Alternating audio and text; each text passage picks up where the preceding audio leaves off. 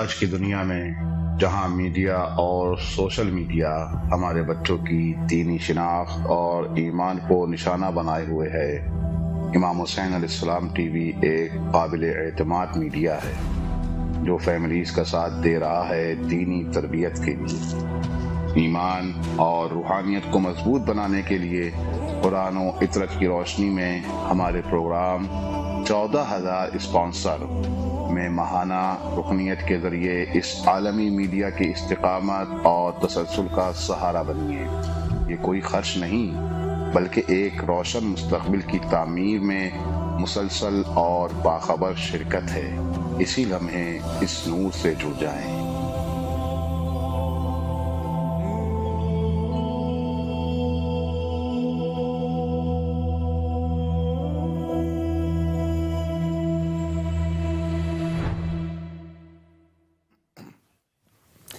السلام علیکم ورحمۃ اللہ وبرکاتہ۔ تحفہ یا علی علیہ السلام مدد۔ بسم اللہ الرحمن الرحیم۔ حمد ہے اللہ تبارک و تعالیٰ کے لیے، درود ہے ختمی مرتبت حضرت محمد مصطفیٰ صلی اللہ علیہ وآلہ اور ان کی آل پاک پر، لعنت ہے ان کے دشمنوں پر، ان کے قاتلوں پر، ان کا حق غصب کرنے والوں پر، ان کا حق کھانے والوں پر اور ان کو اپنے جیسا سمجھنے والوں پر۔ جس طریقے سے آپ جانتے ہی ہیں کہ آج جمعے کا دن حجت خدا امام زمان علیہ السلام کا دن ہوا کرتا ہے۔ مولا کی مہمان نوازی میں رہے آج کے دن میں، اور جس طریقے سے آپ جانتے ہی ہیں کہ انگریزی تاریخ کے اعتبار سے 22 فروری ہے، 2026 عیسوی ہے، اور ہم 2 رمضان عظیم 1447 ہجری قمری میں امام حسین علیہ السلام ٹی وی 4 کے پروگرام 14,000 اسپانسر کے ساتھ آپ کی خدمت میں موجود ہیں۔ پروگرام کا ٹائم جس طریقے سے ہم نے عرض کیا کہ کل چینج کر دیا گیا، اور رمضان عظیم کی مصروفیات کی بنیاد پر، کیونکہ ظاہری بات ہے شب میں مومنین تھوڑا سا استراحت بھی کرنا چاہتے ہیں اور عام دنوں کے حساب سے تھوڑی سی روٹین بھی چینج ہوتی ہے، تو پروگرام کا وقت بھی تھوڑا سا چینج کیا گیا اور آدھا گھنٹہ جلدی شروع ہونے لگا ہے پروگرام۔ یعنی پہلے جو پروگرام عراقی ٹائم کے مطابق 8 بجے شروع ہو رہا تھا، اب 7:30 بجے شروع ہونے لگا ہے، اور پاکستانی ٹائم کے مطابق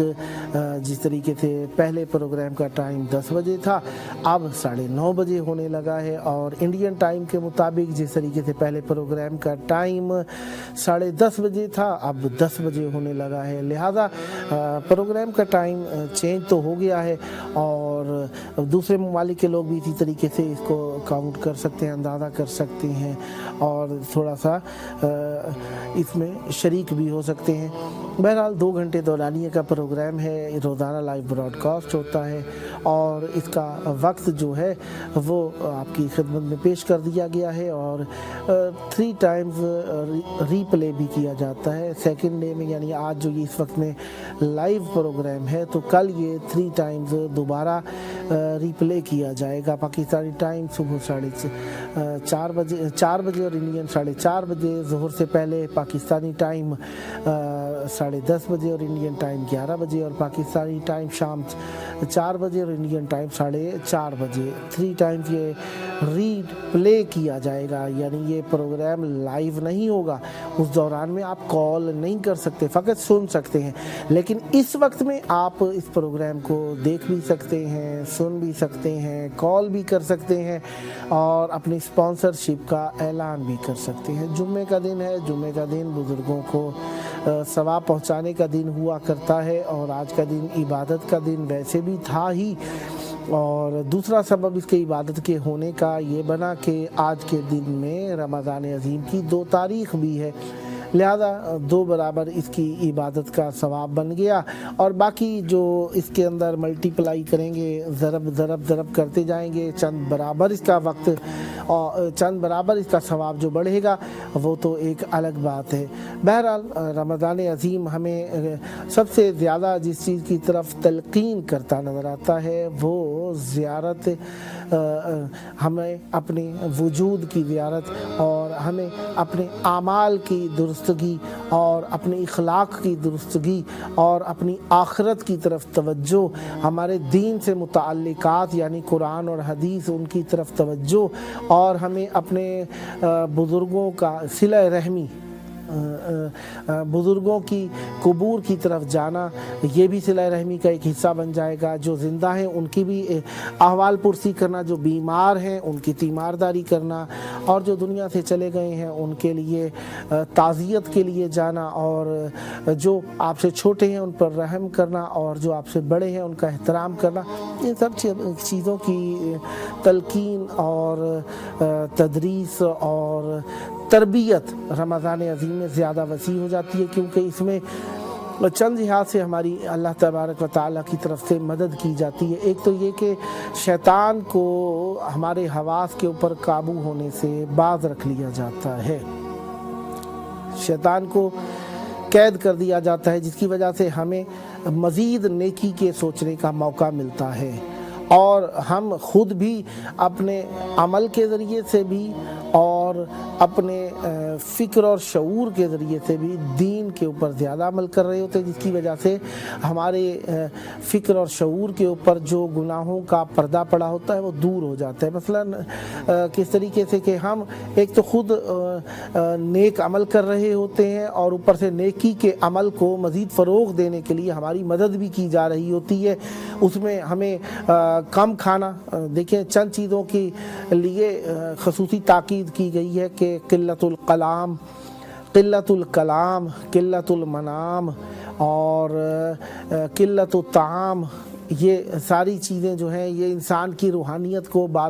بلند و بالا لے جانے کا سبب بنتی ہیں۔ روزہ جب رکھتے ہیں تو ہم ظاہری بات ہے کچھ کیفیت ایسی ہوتی ہے کہ اس میں اضافی فضولیات کرنے کی طرف جی نہیں چاہتا ہے، اس میں ہم مصروف ہو جاتے ہیں۔ جو روزہ رکھتے ہیں انہیں پتہ ہی ہے کہ روزہ رکھنے کے بعد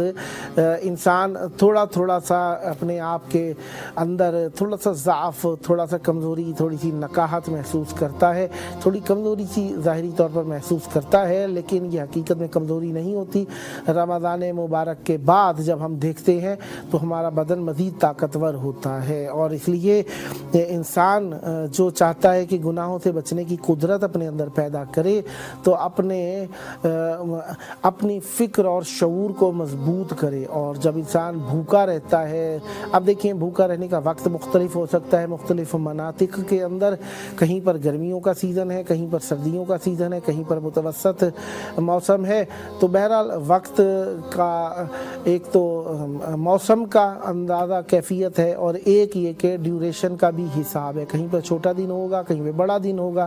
تو لہذا اس اعتبار سے بھی بہرحال جتنا بھی دن ہو اس میں ہم اپنی عام روٹین سے ہٹ کر مثلا کھانے پینے میں کمی پیدا کرتے ہیں، اس میں ہم اضافی مصروفیات کو چھوڑنے پر مجبور ہوتے ہیں، تو ان چیزوں کا اچھا اثر کیا بنتا ہے کہ ہم خوبیوں کی طرف مائل ہو جاتے ہیں، اور یہ خوبیاں ہمیں آخرت میں نجات دکھاتی ہیں، ہمیں بزرگواری کی طرف لے کر جاتی ہیں۔ روزہ رکھنا چاہیے، واجب ہے ہر اس شخص پر جس پر روزہ قصر نہ ہو، جو مریض نہ ہو، جو شخص روزہ جس کے اوپر واجب ہونے کی شرائط ہیں، بالغ ہو، عاقل ہو، اور سفر کے اندر نہ ہو، بہرحال یہ شرائط جس کے اوپر ہو جائیں وہ اس کے اوپر روزہ واجب ہوتا ہے۔ تو جس پر روزہ واجب ہو اگر وہ نہیں رکھتا تو گناہگار ہے، کسی مجبوری کی سبب سے نہیں رکھ سکتا، عارضے کی وجہ سے، مثلا مریض ہے تو جب مرض دور ہو جائے گا تو اس کی قضا رکھے گا، اور جو شخص سفر میں ہے اس کے اوپر اگر سفر کی حالت میں روزہ قصر ہے تو وہ روزے کو رمضان مبارک کے تمام ہونے کے بعد، ختم ہونے کے بعد دوبارہ رکھے گا، یعنی پورا روزہ رکھے گا۔ اور روزہ اگر قصر ہے آپ کے اوپر، روزہ واجب اس صورت میں نہیں ہے، مثلا کسی بیماری کی وجہ سے آپ روزہ نہیں رکھ سکتے، تو آپ مجمع عام میں کھانا پینا اس طریقے سے نہ کیجئے کہ احترام ماہ رمضان نہ ہو اور لوگ سمجھیں کہ یہ بے احترامی کر رہا ہے رمضان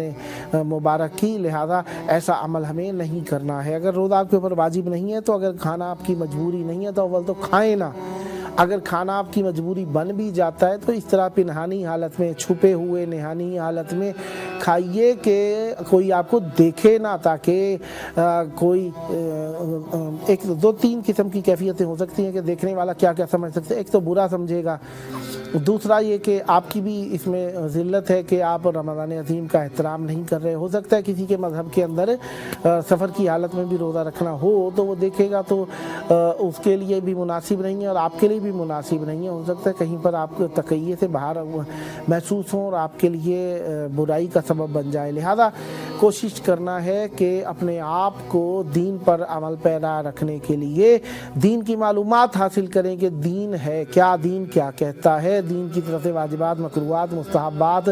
مباحات ہیں کیا، محرمات شریعت کیا ہیں، احکام خمسہ کو ہمیں سمجھنا چاہیے۔ بہرحال اجمالاً صحیح لیکن سمجھنا ضرور چاہیے تاکہ ہم دین کے اوپر عمل کرتے ہوئے اپنی آخرت کو بھی بچانے کا سبب بن جائیں۔ رمضان عظیم کے اندر جو سب سے زیادہ چیز مومنین فکر کرتے ہیں یا جس کا استعمال کیا جاتا ہے اور کرنا بھی چاہیے، ویسے بھی کھجور کھانا مومن کی علامتوں میں سے ایک ہے، اور ویسے بھی اہل بیت علیہم السلام اور جہاں پہ بھی دیکھیے رسول خدا صلی اللہ علیہ وسلم،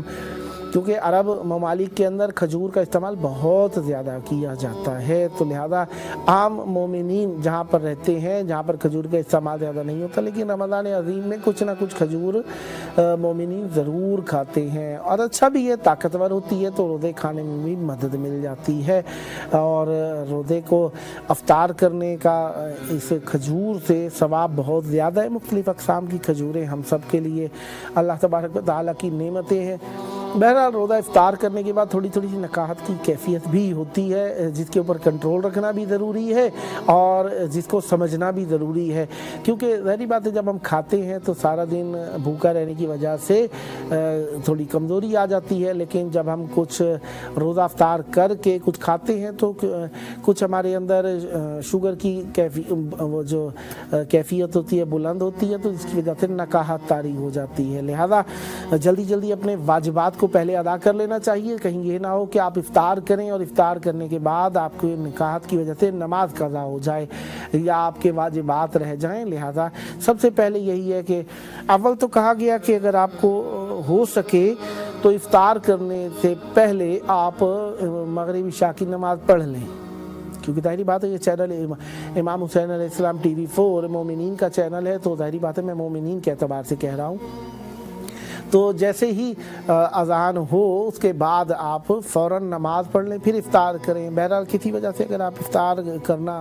ضروری سمجھتے ہیں تو پھر بھی کوشش کریں جیسے ہی افطار کریں، افطار کرنے کے فوراً بعد آپ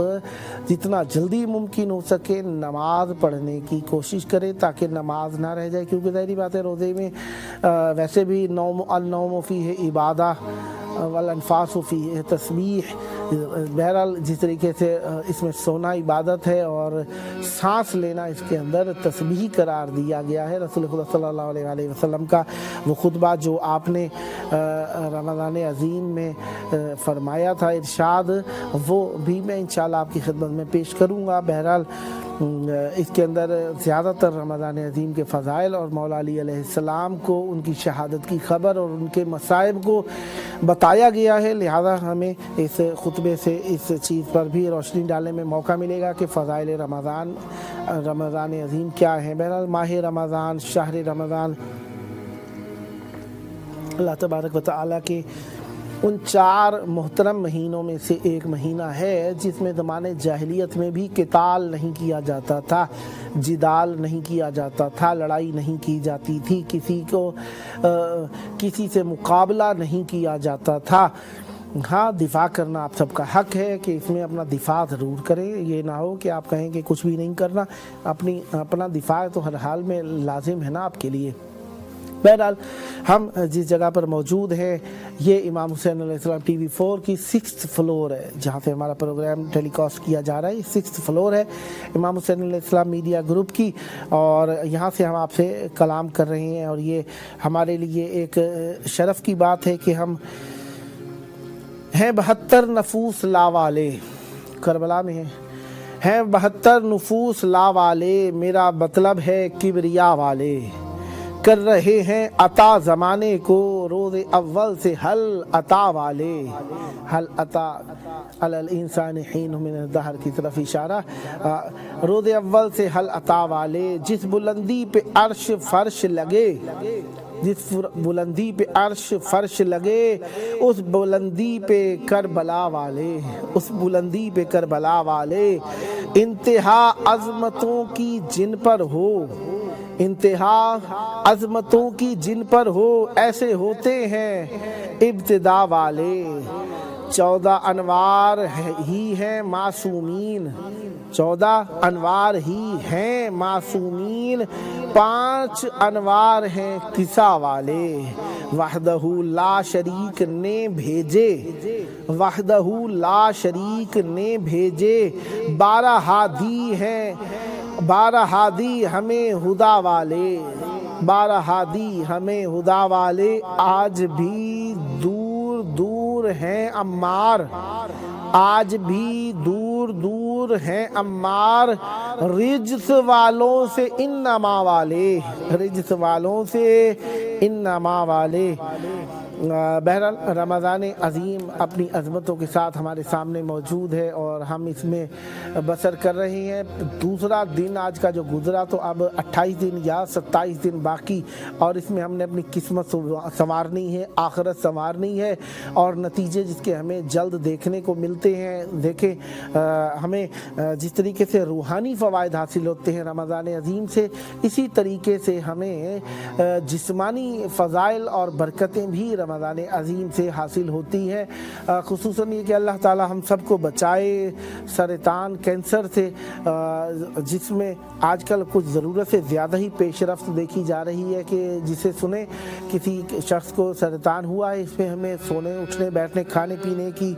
چیزوں پر زور دینا چاہیے کہ کیا کھانی چاہیے کیا نہیں کھانا چاہیے۔ ہم وہ کھانے جو ہماری طرف صادر کیے گئے ہیں مغرب سے، کوشش کریں کہ اگر وہ ہیلدی نہیں ہے تو ان سے پرہیز کیا جائے۔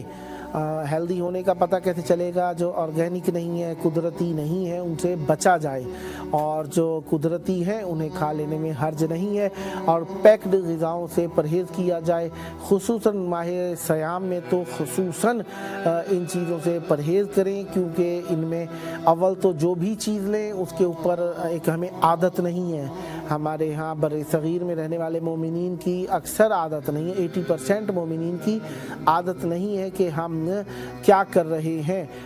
کیا کھا رہے ہیں، اور اس کے اوپر تاریخ نہیں دیکھتے ہیں۔ تو لہذا ہم نے ان تاریخوں کو بھی دیکھ کر رکھنا ہے کہ یہ تاریخیں کس چیز کی ہیں، اور اس میں ایکسپائری ڈیٹ کو ضرور دیکھیں، تاکہ ایکسپائری ڈیٹ کا دیکھنے کا جب ہم اندازہ لگا لیں گے تو اس کا نتیجہ یہ نکلے گا کہ ہم ایکسپائری ڈیٹ سے پہلے یا تو چیز کو ختم کر لیں گے، یا چیز ایکسپائر ہو گئی ہے تو اس سے جان چھڑا لیں گے، کہ یہ نہ ہو کہ ہم ایکسپائری ڈیٹ کے بغیر دیکھے ہی چیز کھائیں اور رمضان عظیم میں روزہ خراب ہونے کا سبب بنے۔ بہرحال ہمیں سادہ غذائیں کھانی چاہیے، قدرتی غذا، تازہ غذا کھانی چاہیے، اور روح کی غذا اہل بیت علیہم السلام کی معرفت ہے، ان کی مودت ہے، ان کی قربت اور ان کا ذکر ہے، اور ان کے مولا ہونے پر دلیلیں تلاش کرنا، ان کو دہرانا، ریپیٹ کرنا اور ان پر عمل کرنا، ان کو نشر کرنا ہے۔ لہذا رمضان عظیم میں مومنین سے تقاضا یہی رہے گا کہ آپ اپنے واجبات شرعیہ کو امام حسین علیہ السلام TV 4 کو ہدیہ کر کے اپنے لیے بھی ذخیرہ تو آپ پہلے بھی کرتے ہیں، لیکن جب ایک دیکھیں ہر چیز کا رتبہ برابر نہیں ہوتا، کچھ کام زیادہ ثواب والے ہوتے ہیں، کچھ بہت ہی زیادہ ثواب والے ہوا کرتے ہیں۔ دیکھیں تبلیغ دین کائنات کا سب سے قیمتی، انمول، نادر روزگار، گراں بہا، بیش قیمت ثواب والا مقام ہے، لہذا اور جگہوں پر بھی آپ واجبات شرعیہ کو خرچ کیجئے، بغیر واجبات شرعیہ کے بھی آپ اور نیک کاموں میں بھی خرچ کیجئے، لیکن نشر و اشاعت دین میں زیادہ بڑھ چڑھ کر حصہ لیجئے۔ اور امام حسین علیہ السلام ٹی وی 4 نشر و اشاعت دین میں اپنا حصہ ادا کر رہا ہے، اپنا کردار ادا کر رہا ہے، اپنی محنت کو آپ کے سامنے لے کر آ رہا ہے، کوشش کر رہا ہے، تو اس میں بھی آپ کو چاہیے کہ اپنا حصہ ضرور ملائیے، تاکہ یہ بھی کہیں تھک کر خدا نخواستہ اپنے کام سے جواب نہ دے جائے۔ بہرحال آج کل کچھ کرائسس چل رہے ہیں جس کی بنیاد پر اس پروگرام کی ابتدا کی گئی، تاکہ مومنین ان کرائسس میں اپنے اس پیارے چینل جو امام حسین علیہ السلام کے نام سے منسوب امام حسین علیہ السلام ٹی وی 4 کے نام سے یہ چینل ہے، اس میں آپ اپنے واجبات کو، ہدیہ کو، نظر کو، نیاز کو پیش کر سکیں، تاکہ آپ کو بھی ثواب حاصل ہوتا رہے اور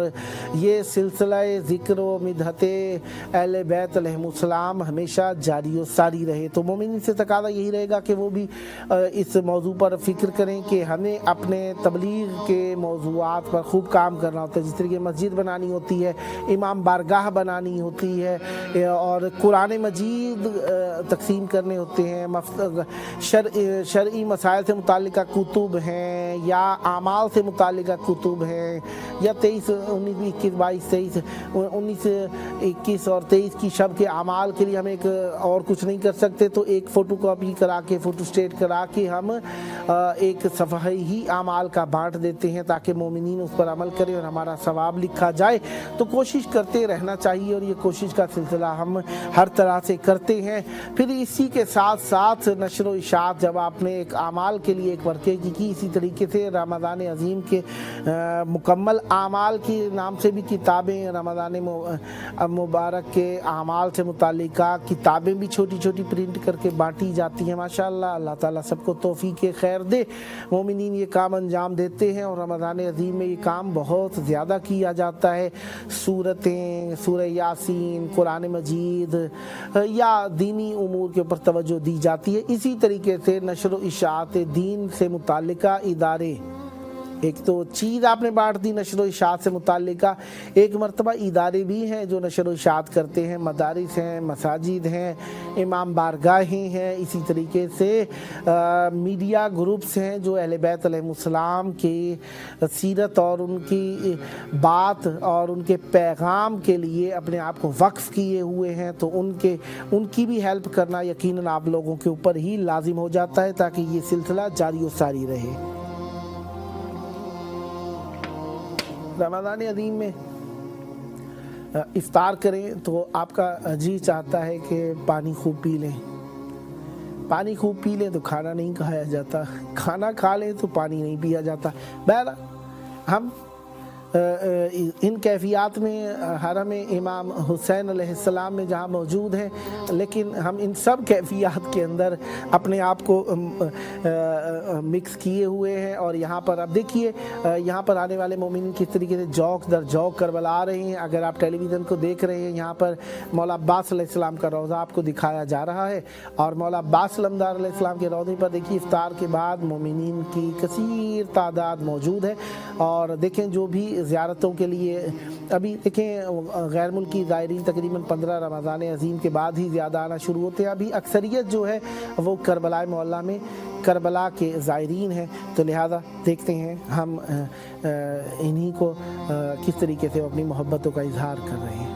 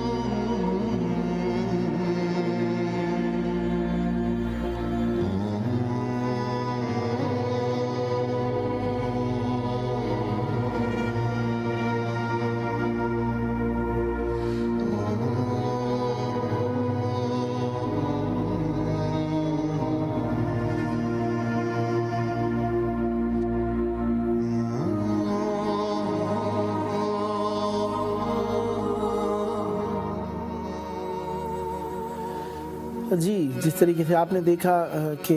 رمضان عظیم اپنی رونقوں کے ساتھ اللہ تبارک و تعالیٰ کی رحمت بن کر ہمارے درمیان موجود ہے اور ہم اس سے فیض حاصل کر رہے ہیں۔ مومنین سے تقاضا یہی ہے کہ یہ واٹس ایپ نمبر آپ کے سامنے موجود ہے، اس پر کال کیجئے تاکہ آپ کی کال ہم تک پہنچے اور ہم آپ کو مولا سے وصل کرنے میں اپنا حصہ ادا کر سکیں۔ بہرحال دعائیں رمضان عظیم کی بہت زیادہ ہیں، جن کے اندر آپ دعائے سحر پڑھ سکتے ہیں اور دعائے مجیر پڑھ سکتے ہیں، یہ تو 13، 14، 15 کو پڑھی ہی جاتی ہے۔ اور اسی طریقے سے ہم اور دعائیں جو کہ روزانہ تلاوت کرتے ہیں، ان میں سے ہم ابو حمزہ صومالی کی تلاوت شب میں کرتے ہیں، اور اسی طریقے سے ہم دعائے سحور جسے کہا جاتا ہے اس کی تلاوت کرتے ہیں۔ کافی ساری دعائیں جو ہمیں دعائے افتتاح جسے شب میں ہم تلاوت کرتے ہیں، اس کی بھی تلاوت کرنی چاہیے، اور اسی طریقے سے دعائے صباح یہ صبح کے وقت میں ہے، اس کی بھی ہمیں تلاوت کرنی چاہیے تاکہ ہم شب نیکی میں ایسے بسر کریں کہ ہمارا وقت اچھا گزر جائے اور ہم اس میں مربوط رہیں اہل بیت علیہ السلام سے۔ اچھا، ہم کچھ ایسے کام کرتے ہیں رمضان عظیم میں جن میں ہمارا اجر کئی گنا بڑھ جاتا ہے۔ مثلا ہم رمضان عظیم میں مساجد میں افطار کے اہتمام کے طور پر اپنا حصہ ملاتے ہیں، وہاں پر قرآن مجید کی تلاوت ہوتی ہے، اس میں ہم جا کر اپنا حصہ ملاتے ہیں، اور مجالس محافل کے اندر بھی ہم خصوصاً یا شب کے اعمال جو ہوتے ہیں ہم اس میں شریک ہوتے ہیں۔ بہرحال ہم یہ ساری چیزیں آپ سب کی خدمت میں اس لیے پیش کر رہے ہیں کہ اب دیکھیے دعائیں جن میں دعائے جوشن کبیر ہے جس کے 100 قطعات ہیں، اور جس میں ہمارے لیے کافی ساری چیزیں پیش کرنے والی جو ہیں، ان میں بہترین چیز اہل بیت علیہ السلام سے متعلقہ دعائیں ہیں۔ کافی سارے اعمال جنہیں ہم روزانہ انجام دیتے ہیں، وقتاً فوقتاً ہم کبھی زیادہ شد و مد کے ساتھ ان اعمال کو انجام دے لیتے ہیں، کبھی کبھار ان میں تھوڑی سی ہمیں سستی محسوس ہوتی ہے، تو لہذا یہ سستی کی جو کیفیت ہے اس سے بچنے کے لیے ہمیں کافی سارے کام کرنے ہیں۔ ان میں ایک تو یہ ہو سکتا ہے کہ ہم اپنی نیند کو وقت پر کریں، تو اس سے بھی ہمیں ایک ٹائمنگ کا سیٹ اپ بن جائے نا، تو ہم اس میں اچھا اپنے آپ کو روزے کو پرفارم کر سکتے ہیں، روزے کو ادا کر سکتے ہیں، ان واجبات کے ساتھ ساتھ اپنے مستحبات کو بھی بجا لا سکتے ہیں۔ طریقہ یہ پھر ہم اضافی جو کام ہیں، ایکٹیویٹیز جو ہیں نا، ان کو ذرا ایک سائڈ پہ رکھ دیں، کنار کر دیں، ایک طرف کر دیں، اس طریقے سے۔ اور مثلا رمضان عظیم میں کچھ لوگ ہیں جو ورکر ہیں، کام کرتے ہیں، دفاتر میں کام کرتے ہیں، یا کہیں پر بھی ان کی جابز ہیں وغیرہ وغیرہ، تو وہ بھی تو ڈیوٹی انہیں کرنی ہے، تو اس کے ساتھ عبادات کو کیسے مینیج کیا جا سکتا ہے؟ تو اس میں ہم یہی کر سکتے ہیں کہ کوشش اول تو جہاں وہ کام کرتے ہیں وہاں کے رہنے والی مینجمنٹ کو بھی، اگر وہ مسلمان ہیں تو انہیں مسلمانوں کے ان خاص ایام کا خیال رکھنا چاہیے، اور کوشش کریں کہ کاموں کی ٹائمنگ ایسی کر دیں، مثلا سخت والے کام جو ہیں ٹھنڈے ٹائم کے لیے رکھ دیں، اور جو آسان کام ہیں وہ گرم ٹائم کے لیے رکھ لیں، تاکہ روزہ جس وقت میں لگتا ہے، جسے ہم کہتے ہیں روزہ ذرا جس وقت میں سخت ہوتا ہے، اس وقت میں ہم سکون سے بیٹھ کر روزے کو گزار سکیں، اور وہ ڈیوٹی کی ڈیوٹی ہو جائے اور چھٹی بھی نہ ہو، اور آمدن کا ذریعہ بھی ہاتھ سے نہ جانے پائے۔ اسی طریقے سے ہم یہ بھی کر سکتے ہیں، اگر ہم خود ایسا ہمارا خود کا کاروبار ہے تو ہم ایسے سخت کام اس وقت کے لیے اٹھا رکھیں جس وقت میں ہم روزے کو آسانی سے رکھ سکتے ہیں۔ مثلا صبح کے وقت میں ٹھنڈے وقت میں ہم کام کر سکتے ہیں، کر لیں، ظہر کے بعد تھوڑا ظاہری بات ہے تھوڑا وقت بھی گزر چکا ہوتا ہے بھوکے رہتے ہوئے، اور اس دوران میں ہم برداشت بھی تھوڑی سی کم ہو جاتی ہے، ظاہری بات ہے، کیونکہ کافی دیر ہو گئی ہوتی ہے نا، 5-6 घंटे 7 घंटे 8 घंटे गुजर चुके होते हैं ज़ोहर तक, तो उसमें बर्दाश्त थोड़ी कम हो जाती है, तो उस वक्त में कुछ मसरूफियत करने को जी नहीं चाह रहा होता, तो उस वक्त के लिए सादा काम, आसान काम को हम बचा रखें ताकि काम भी हो जाए और हम ज़्यादा थकें भी ना। हम अपनी अपनी कैफियत और हैसियत और मौक़ियत और हालत के एतबार से ख़ुद भी फ़ैसला कर सकते हैं। बहरहाल बेहतर यही है कि कुरान मजीद की तिलावत करें। जो लोग मसरूफ़ भी रहते हैं, उनको वक्त नहीं मिलता, तो उसमें वो कुरान मजीद का हद्दुल मक़दूर जितना वो कर सकते हैं, सुन सकते हैं, मसलन तिलावत को सुन सकते हैं, मसलन वो काम करते दौरान कुरान मजीद को सुनते ज़रूर रहें। ये भी एक सवाब की कैफियत है। और उल्टी सीधी चीज़ें चलाने के बजाय हमें कुरान मजीद की तिलावत को सुनना चाहिए। मार्फत अहले बैत अलैहिस्सलाम के मुतालिक तकारीर और सुखनरानी और बयान को सुनना चाहिए, इससे हमें बेहतरीन अज्र हासिल होता रहेगा। और रमज़ान अज़ीम में हम नेक काम में भी मसरूफ़ रहेंगे। जब जो भी काम इंसान जितना ज़्यादा करता है, उसका असर उसके ऊपर उतना ही ज़्यादा होता चला जाता है और वो उस चीज़ के अंदर लगन महसूस करने लगता है, मोहब्बत महसूस करने लगता है, दिलचस्पी महसूस करने लगता है। कुरान मजीद से जितना ज़्यादा लगाव पैदा करेंगे, जिस तरीके से मैंने अहादीस की तिलावत की, तो उन अहादीस में इमाम जाफ़र सादिक अलैहिस्सलाम से ये पाया गया कि जो शख्स जवानी में कुरान मजीद की तिलावत का आदी हो जाता है, तो कुरान मजीद उसके गोश्त और हड्डियों के साथ मिल जाता है। अब इसका हकीकी मफ़हूम तो अल्लाह रसूल ही जाने। बहरहाल जो हम तक बात पहुँचे ना, ये है कि यानी उसके अंग अंग के अंदर कुरान मजीद की एक तासीर आ जाती है, हम ये ज़रूर कह सकते हैं। शायद कम से कम समझने वाला भी इस बात को कबूल करेगा कि हम कुरान मजीद की ज़्यादा तिलावत करते हैं तो अंग अंग में हमारे कुरान मजीद घर कर जाता है। लिहाजा हमें कुरान मजीद की तिलावत करते रहनी चाहिए ताकि हम इससे मानूस होने की भी फजीलत हासिल करते रहें। अच्छा, इकबालुल अमाल सैयद इब्न ताऊस की लिखी हुई किताब है कि जो कि आमाल से मुताल्लिक़ का किताब है। इस के अंदर हम काफ़ी कुछ पढ़ते हैं, तो दुआएं हैं काफ़ी सारी, रमज़ान अज़ीम से मुताल्लिक़ दुआएं भी हैं और हम उनकी तिलावत करते हैं। अब हम जब माह रमज़ान अज़ीम में जाते हैं तो माह आमाल माह बरकत, माह रहमत करार दिया गया है और रमज़ान अज़ीम को शहरुल्लाह कहा गया है, अल्लाह का महीना कहा गया है। बहरहाल जब हम माह रमज़ान की दुआओं के बारे में जाते हैं तो हम आज जब दूसरे दिन में आए हैं तो दूसरे दिन की दुआएं होती छोटी छोटी सी हैं, लेकिन इनके अंदर जो शायद हमारे लफ्ज़ भी छोटे हों, मफ़हूम भी छोटा, लेकिन उसकी जो नतीजा है वो बहुत बड़ा है। अल्लाहुम्मा क़र्रिबनी फ़ीही इला मराज़ातिक, अल्लाह मुझे अपनी मर्ज़ियों के करीब कर दे। हमें पता ही नहीं अल्लाह की मर्ज़ियाँ क्या है, हम दुआ मांगते हैं अल्लाह हमें अपनी मर्ज़ियों के करीब कर दे।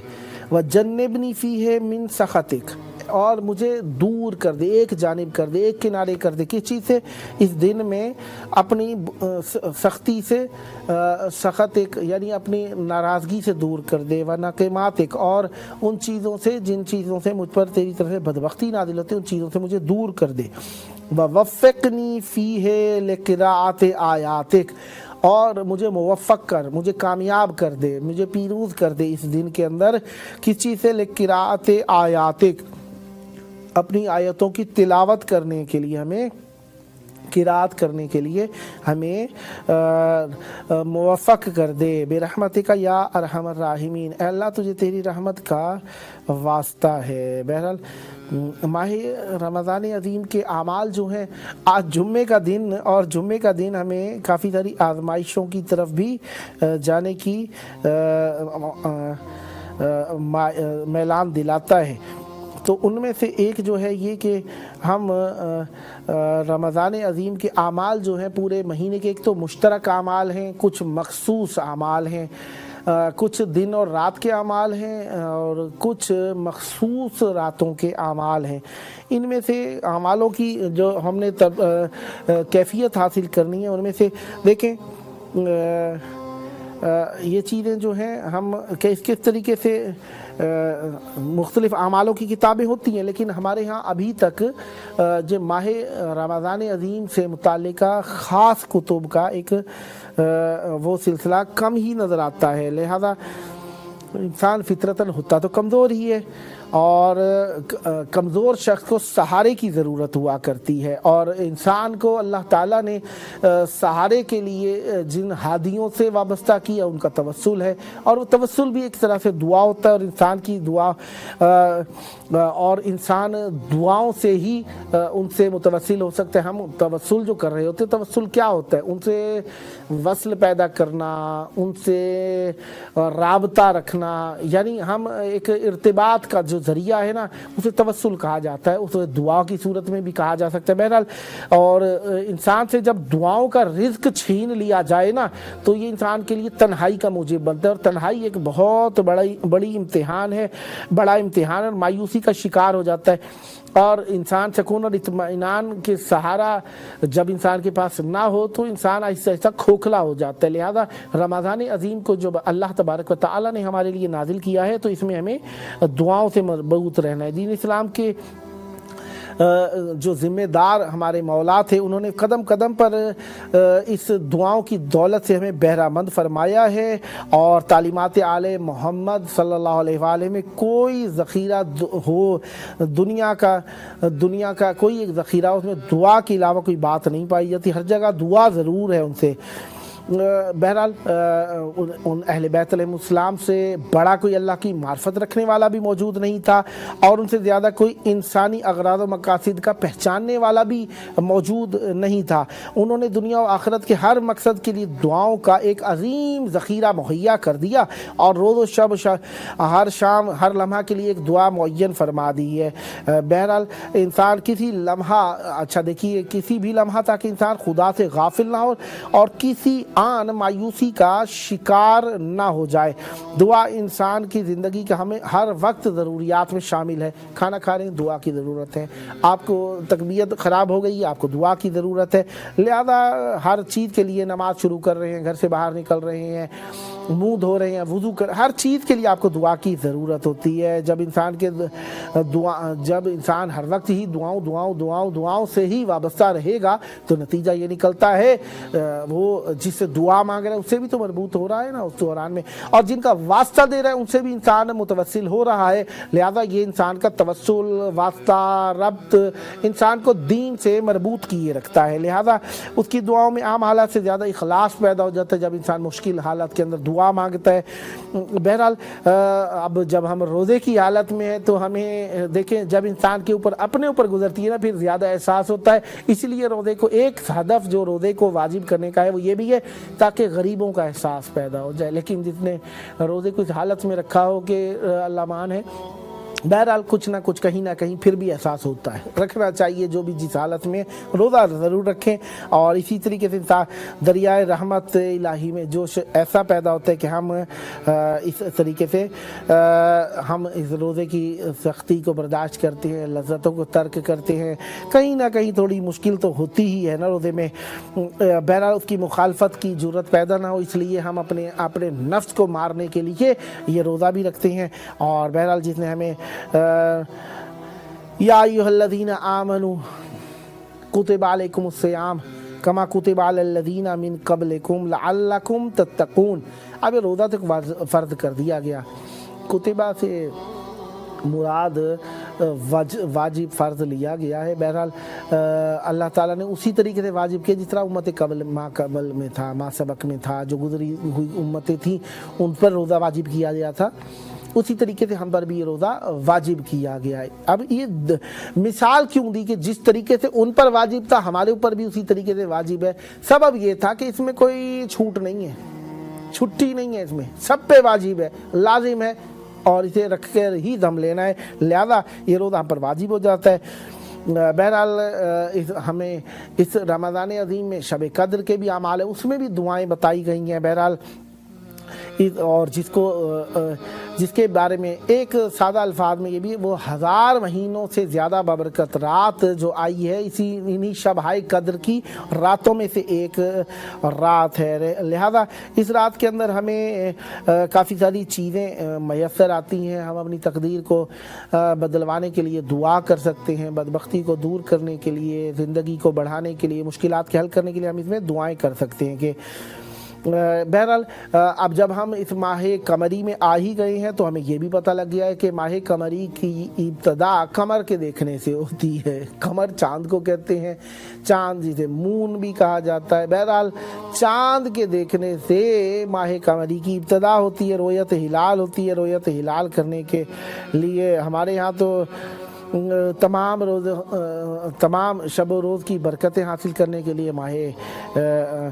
ماہ کے چاند کو دیکھ کر بھی ہم دعا مانگتے ہیں تاکہ ہمیں یہ برکتیں حاصل ہو جائیں۔ لہذا ہم ان چیزوں کے اوپر سر دھڑ کی بادی لگا کر عمل کرنا چاہتے ہیں تاکہ ہمیں کچھ نہ کچھ ان سے حاصل ہوتا رہے۔ بہرحال دعائیں جو چاند کو دیکھنے کی ہیں وہ بھی بہرحال اس میں کافی ساری دعائیں اللہ تعالیٰ نے اپنے ائمہ طاہرین علیہ السلام کے ذریعے سے ہم نازل فرمائی ہیں۔ بہرحال دعائے افتتاح جسے کہا جاتا ہے، دعائے افتتاح کے ایک فراز کو میں آپ کے سامنے پیش کرنا چاہتا ہوں کہ جس کے اندر بسم اللہ الرحمن الرحیم، شروع اللہ کے نام سے جو رحمان اور رحیم ہے۔ اللہم صلی علی محمد و آل محمد، خدایا محمد و آل محمد پر رحمت نازل فرما۔ اللہم اے اللہ، انی بتحقیق میں افتتح ابتدا کرتا ہوں، ثناء بحمدک، تیرے حمد کی ساتھ تیری ثنا کرنے پر میں ابتدا کرتا ہوں، افتتاح یعنی شروع کرتا ہوں۔ وَأَنْتَ مُسَدِّدٌ لِلصَّوَابِ بِمَنِّكَ، اور تو ہی اپنے احسان و کرم سے سیدھے راستے کی ہدایت کرنے والا ہے۔ اب دیکھیے وَأَنْتَ مُسَدِّدٌ، اور تو ہی تسدید کرنے والا ہے، لِلصَّوَابِ بِمَنِّكَ، سیدھے راستے کی طرف ہدایت کرنے کی طرف تو ہی مدد کرنے والا ہے۔ وَأَيْقَنْتُ أَنَّكَ أَنْتَ أَرْحَمُ الرَّاحِمِينَ، اور مجھے یقین ہے کہ بتحقیق تو ارحم راحمین ہے، بہت رحم کرنے والوں میں سب سے زیادہ رحم کرنے والے۔ کہاں پر؟ فی موضع العفو والرحمہ، رحمت کے اور مغفرت کے مقام پر تو سب سے زیادہ رحمت کرنے والا ہے۔ وَأَشَدُّ الْمُعَاقِبِينَ فی موضع النَّقَالِ وَالنِّقْمَةِ، اور سزا اور عقوبت کے موارد پر سخت ترین سزا دینے والا بھی تو ہی ہے۔ بہرحال پھر اس کے بعد وَأَعْظَمُ الْمُتَجَبِّرِينَ فِي مَوْضِعِ الْكِبْرِيَاءِ وَالْعَظَمَةِ، وَأَعْظَمُ الْمُتَجَبِّرِينَ، اور کبریائی اور عظمت کے موقع پر تجھ سے بڑا جلال و جبروت والا کوئی نہیں ہے۔ پھر کہا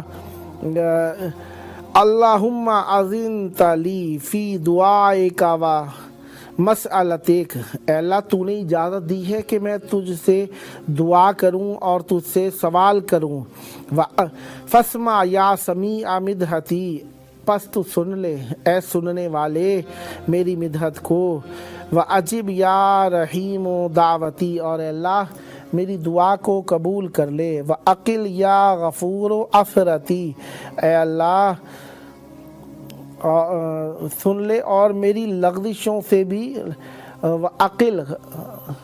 یعنی میری درگزر فرما میری لغزشوں سے۔ اور اس کے ساتھ پھر کیا ارشاد فرمایا؟ اللہ اکبر، فکم یا الہی من قربت قد فرجتہا وہموم قد کشفتہا، کتنی قرب تھی، تکلیفیں تھی اللہ جن سے تو نے مجھے کشائش بخشی ہے، وہموم کتنے غم تھے، قد کشفتہا جن میں تو نے مجھے میری جان چھڑائی ہے، وَأَثْرَةٍ قد عقلتہا، اور کتنی سختیاں تھیں، وَأَثْرَةٍ تو نے ازالہ فرما دیے، کتنے ہی غم و ہم ہیں جن کا تو نے ازالہ فرما دی، کتنی لغزشیں ہیں جن سے تو نے बचा लिया है। व कम मिन असरतिन कद अकलतहा व रहमतिन कद नशरतहा, और कितनी नेकियां हैं तूने मेरे बारे में नशर कर दी हैं। मैं इतना अच्छा नहीं हूँ लेकिन तूने मुझे अच्छा बना दिया है। व हलकतिन बलाइन कद फककतहा, और हलका कहते हैं दायरे को, अहाते को, महदूदे को। कहा कि आजमाइशों का कितना बड़ा दायरा था जिससे तूने मुझे नजात अता फरमा दी है। अल्हम्दुलिल्लाहिल्लज़ी लम यत्तखिज़ साहिबतन वला वलदा, हम्द है उस अल्लाह ताला के लिए कि जिसने नहीं लिया है अपने लिए, कि ना ही किसी को दोस्त बनाया है और ना ही किसी को अपना बेटा बनाया है। अल्लाहु अकबर। साहिबा, ना ही कोई उसकी ज़ौजा है और ना ही उसकी कोई औलाद। साहिबा ज़ौजा के माने में इस्तेमाल किया गया है यहाँ पर। और इसके बाद कहा वलम यकुल्लहु शरीकुन फिल मुल्क, और कोई नहीं है उसके लिए शरीक उसकी हुक्मरानी के अंदर। वलम यकुल्लहु वलियुम मिनज़्ज़ुल्ल वकब्बिरहु तकबीरा, और ना ही कोई शरीक है उसकी और ना कोई उसके मुल्क में शरीक है, ना उसकी कमज़ोरी का सहारा देने वाला है। हर शख्स का फ़र्ज़ है कि उसकी मुकम्मल किबरियाई का इकरार करे, उसके सामने सर तस्लीम खाम कर दे। अल्लाहु अकबर। अल्हम्दुलिल्लाहि बिजमीए महामिदिही कुल्लिहा, हम्द है अल्लाह ताला के लिए उसके तमाम हमदों की तमाम की। अला जमीए निआमिही कुल्लिहा, और उसकी तमाम नेमतों पर, तमाम की तमाम पर। अल्हम्दुलिल्लाहिल्लज़ी ला मुज़ाद लहू फ़ी मुल्के, हम्द है अल्लाह तबारक व तआला के लिए कि ला मुज़ाद लहू फ़ी मुल्के, कोई भी ऐसा नहीं है जो उसका ज़िद करने वाला हो, उसके हुक्म के लिए कोई ज़िद करने वाला नहीं है और कोई उसके अम्र में झगड़ा करने वाला। मुनाज़िउन लहू फ़ी अम्रिह, और कोई उसके हुक्म में निज़ा करने वाला, झगड़ा करने वाला नहीं है। अल्हम्दुलिल्लाहिल्लज़ी ला शरीक लहू फ़ी खल्क़े, हम्द है उस अल्लाह ताला के लिए कि कोई भी शरीक नहीं है उसके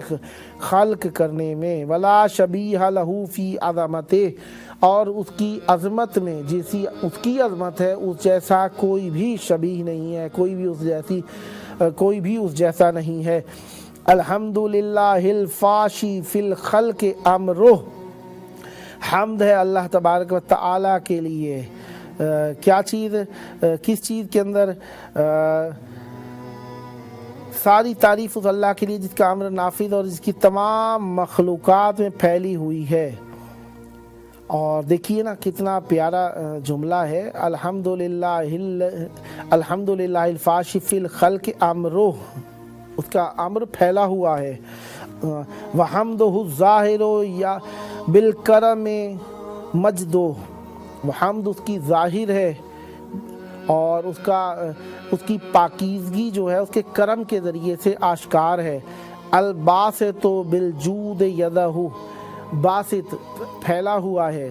बिल-जूद अताओं से, यदो उसका हाथ अताओं और सखावत से फैला हुआ है, लेने के लिए नहीं बल्कि बांटने के लिए फैला हुआ है। अल्लज़ी ला तनकुसु ख़ज़ाइनुहु, और जब वो बांट रहा होता है ये चीज़ें, अल्लज़ी ला तनकुसु ख़ज़ाइनुहु, उसके ख़ज़ानों में ज़र्रा बराबर कमी नहीं आती है इस चीज़ से। वला तज़ीदुहु कसरतुल अता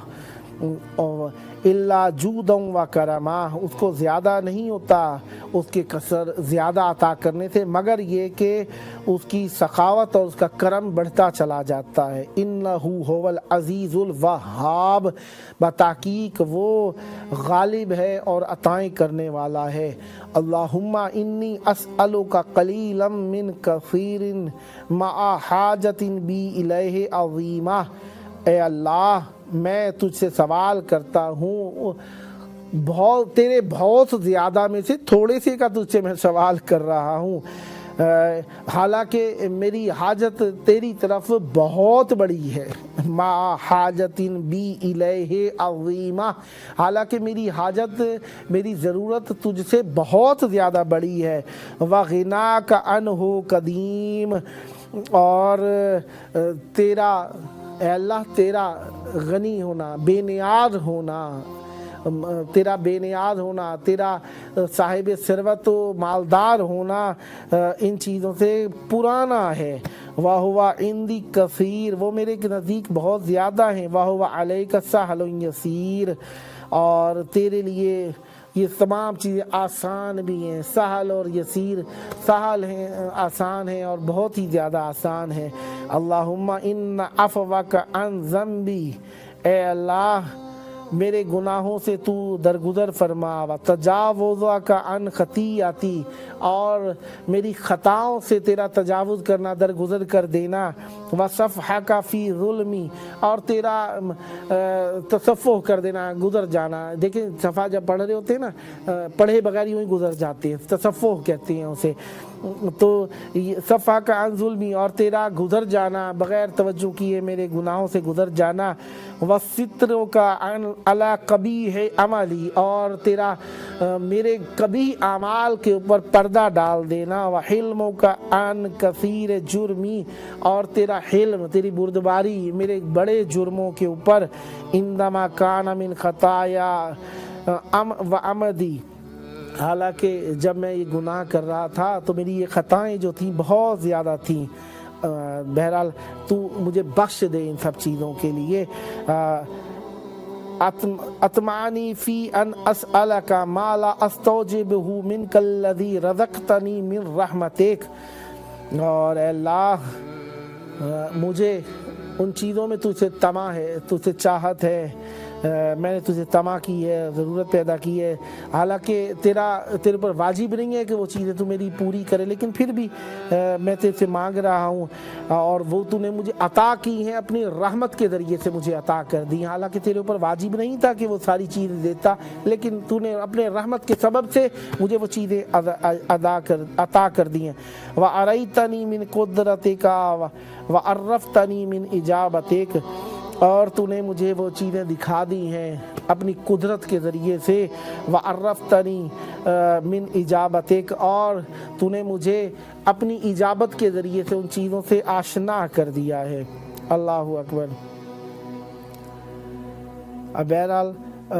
فصرت ان ادعوک آمنا واسألک مستأنسا لا خائفا ولا وجلا، اللہ میں تجھ سے ساتھ سوال کرنے لگا ہوں کہ نہ کسی کا خوف رہا نہ خطرہ رہا، بلکہ اس ناز کے ساتھ اپنے مقصد کو تیرے سامنے پیش کیا۔ آگے جملہ پڑھ دیتا ہوں۔ لا خائف ولا وجل، نہ خوف رہا نہ کسی کا خطر رہا۔ خائف خوف کے معنی میں، وجل یعنی خطر، خوف رہا نہ خطر رہا۔ مدلن علیک فیما قصدت فیہ الیک، اور میں اس چیز کے لیے وکالت کرنے لگا تیری طرف جس چیز کا میں نے تجھ سے ارادہ کیا ہے، قصد کیا ہے اس چیز میں تیری طرف، جس چیز کا بھی میں نے ارادہ کیا ہے تیری طرف، تو نے خود رہنمائی فرمائی ہے میری اس میں کہ میں تیری طرف اس چیز کے لیے آگے بڑھوں۔ فَإِنْ أَبْتَعْتَنِي أَتَبْتُ بِجَهْلِي عَلَيْكَ وَلَعَلَّ الَّذِي أَبْتَعَنِّي هُوَ خَيْرٌ لِّي لِعِلْمِكَ بِعَاقِبَةِ الْأُمُورِ۔ معرفت بھرے جملے، اللہ تعالیٰ کی معرفت حاصل کرنی اہل بیت علیہ السلام کے فرمان سے ہی حاصل ہو سکتی ہے۔ فَإِنْ أَبْتَعَنِي، اگر تو نے مجھے اس میں تھوڑا سا سست کیا ہے مانگنے میں، مطلب میں جو بھی مانگتا ہوں تو خود میری دلیل بنتا ہے تیری طرف بڑھانے کے لیے، اگر تو نے اس میں مجھے تھوڑی سی سستی دی ہے تو وہ میری ذاتی جہل کی وجہ سے تھی، شاید وہ سستی جو میرے اندر آئی تھی تیری طرف سے میرے لیے خیر بن گئی ہو، تو ہر چیز میں خیر بنا دیتا ہے ہمارے لیے۔ عاقبۃ الامور، کیونکہ اگر وہ چیز مجھے حاصل ہو جاتی عاقبۃ امور میں، وہ چیز میرے لیے سخت ہو جاتی، لہذا تو نے وہ میرے لیے تھوڑا سا سست کرنے کے سبب سے وہ چیز دور ہو گئی ہے۔ بہرحال یہاں تک ہم پہنچے ہیں، پروگرام میں بہرحال جو بھی نیٹ وغیرہ کی ڈیفیکلٹیز ہیں اس کے سبب سے مومنین کی کالز شاید یہاں پر نہیں پہنچ سکی ہیں ابھی تک. مومنین سے تقاضا یہی رہے گا کہ وہ اپنے اس واٹس ایپ کے ذریعے سے ہمیں پیغام ضرور بھیجے کہ ان کی کال کیوں نہیں آئی، تاکہ ہمیں بھی پتہ چلے کہ مشکل کیا چل رہی ہے. یہ 0096477211424 کو آپ اپنے موبائل میں سیو کر لیجیے اور کال کرتے رہیے گا. ہم آپ کی کالز کے منتظر ہیں. جیسے ہی کالز پہنچیں گی ہم آپ کی آواز کو مولا کی بارگاہ میں پیش کریں گے. بہرحال جن کی آوازیں اب تک نہیں پہنچ سکی ہیں ہم ان سے معذرت خواہ ہیں تاکہ ان کی آوازیں یہاں پر پہنچ سکیں. بہرحال اللہ تعالیٰ سے دعا کرنی چاہیے کہ فلم ارا مولا کریما اصبر علی عبد لئیم منک علی. اے اللہ میں نے تجھ سے زیادہ اچھا مولا کہیں نہیں دیکھا کریم جو صبر کرتا ہے ایسے عبد لئیم پر، گناہگار پر جو تجھ سے زیادہ اچھا ہو. اے اللہ تجھ سے زیادہ اچھا میں نے کسی کو نہیں دیکھا جو عبد لئیم کے اوپر صبر کرتا ہے، میرے جیسے گناہگار بندے کے اوپر بھی صبر کے ساتھ پیش آتا ہے. یا رب انک تدعونی فاولی عنک وتتحب الی فابتعظ الیک. بہرحال یہ دعاؤں کا سلسلہ چلتا رہے گا. واتبغض الیک. بہرحال یہ دعائیں کا سلسلہ چلتا رہے گا. میرا پروگرام کا ٹائم تمام ہونے لگا ہے اور بہرحال میں آپ سے اس وقت مرخصی حاصل کروں گا، لیکن میرے بعد یہ پروگرام جاری و ساری ہے اور مولانا سید خادم عباس حسینی صاحب معرفت بھرے جملات اور کلمات کے ساتھ آپ لوگوں کو ضیافت ایمانی پیش کریں گے. انشاءاللہ ملتے ہیں چھوٹے سے وقفے کے بعد.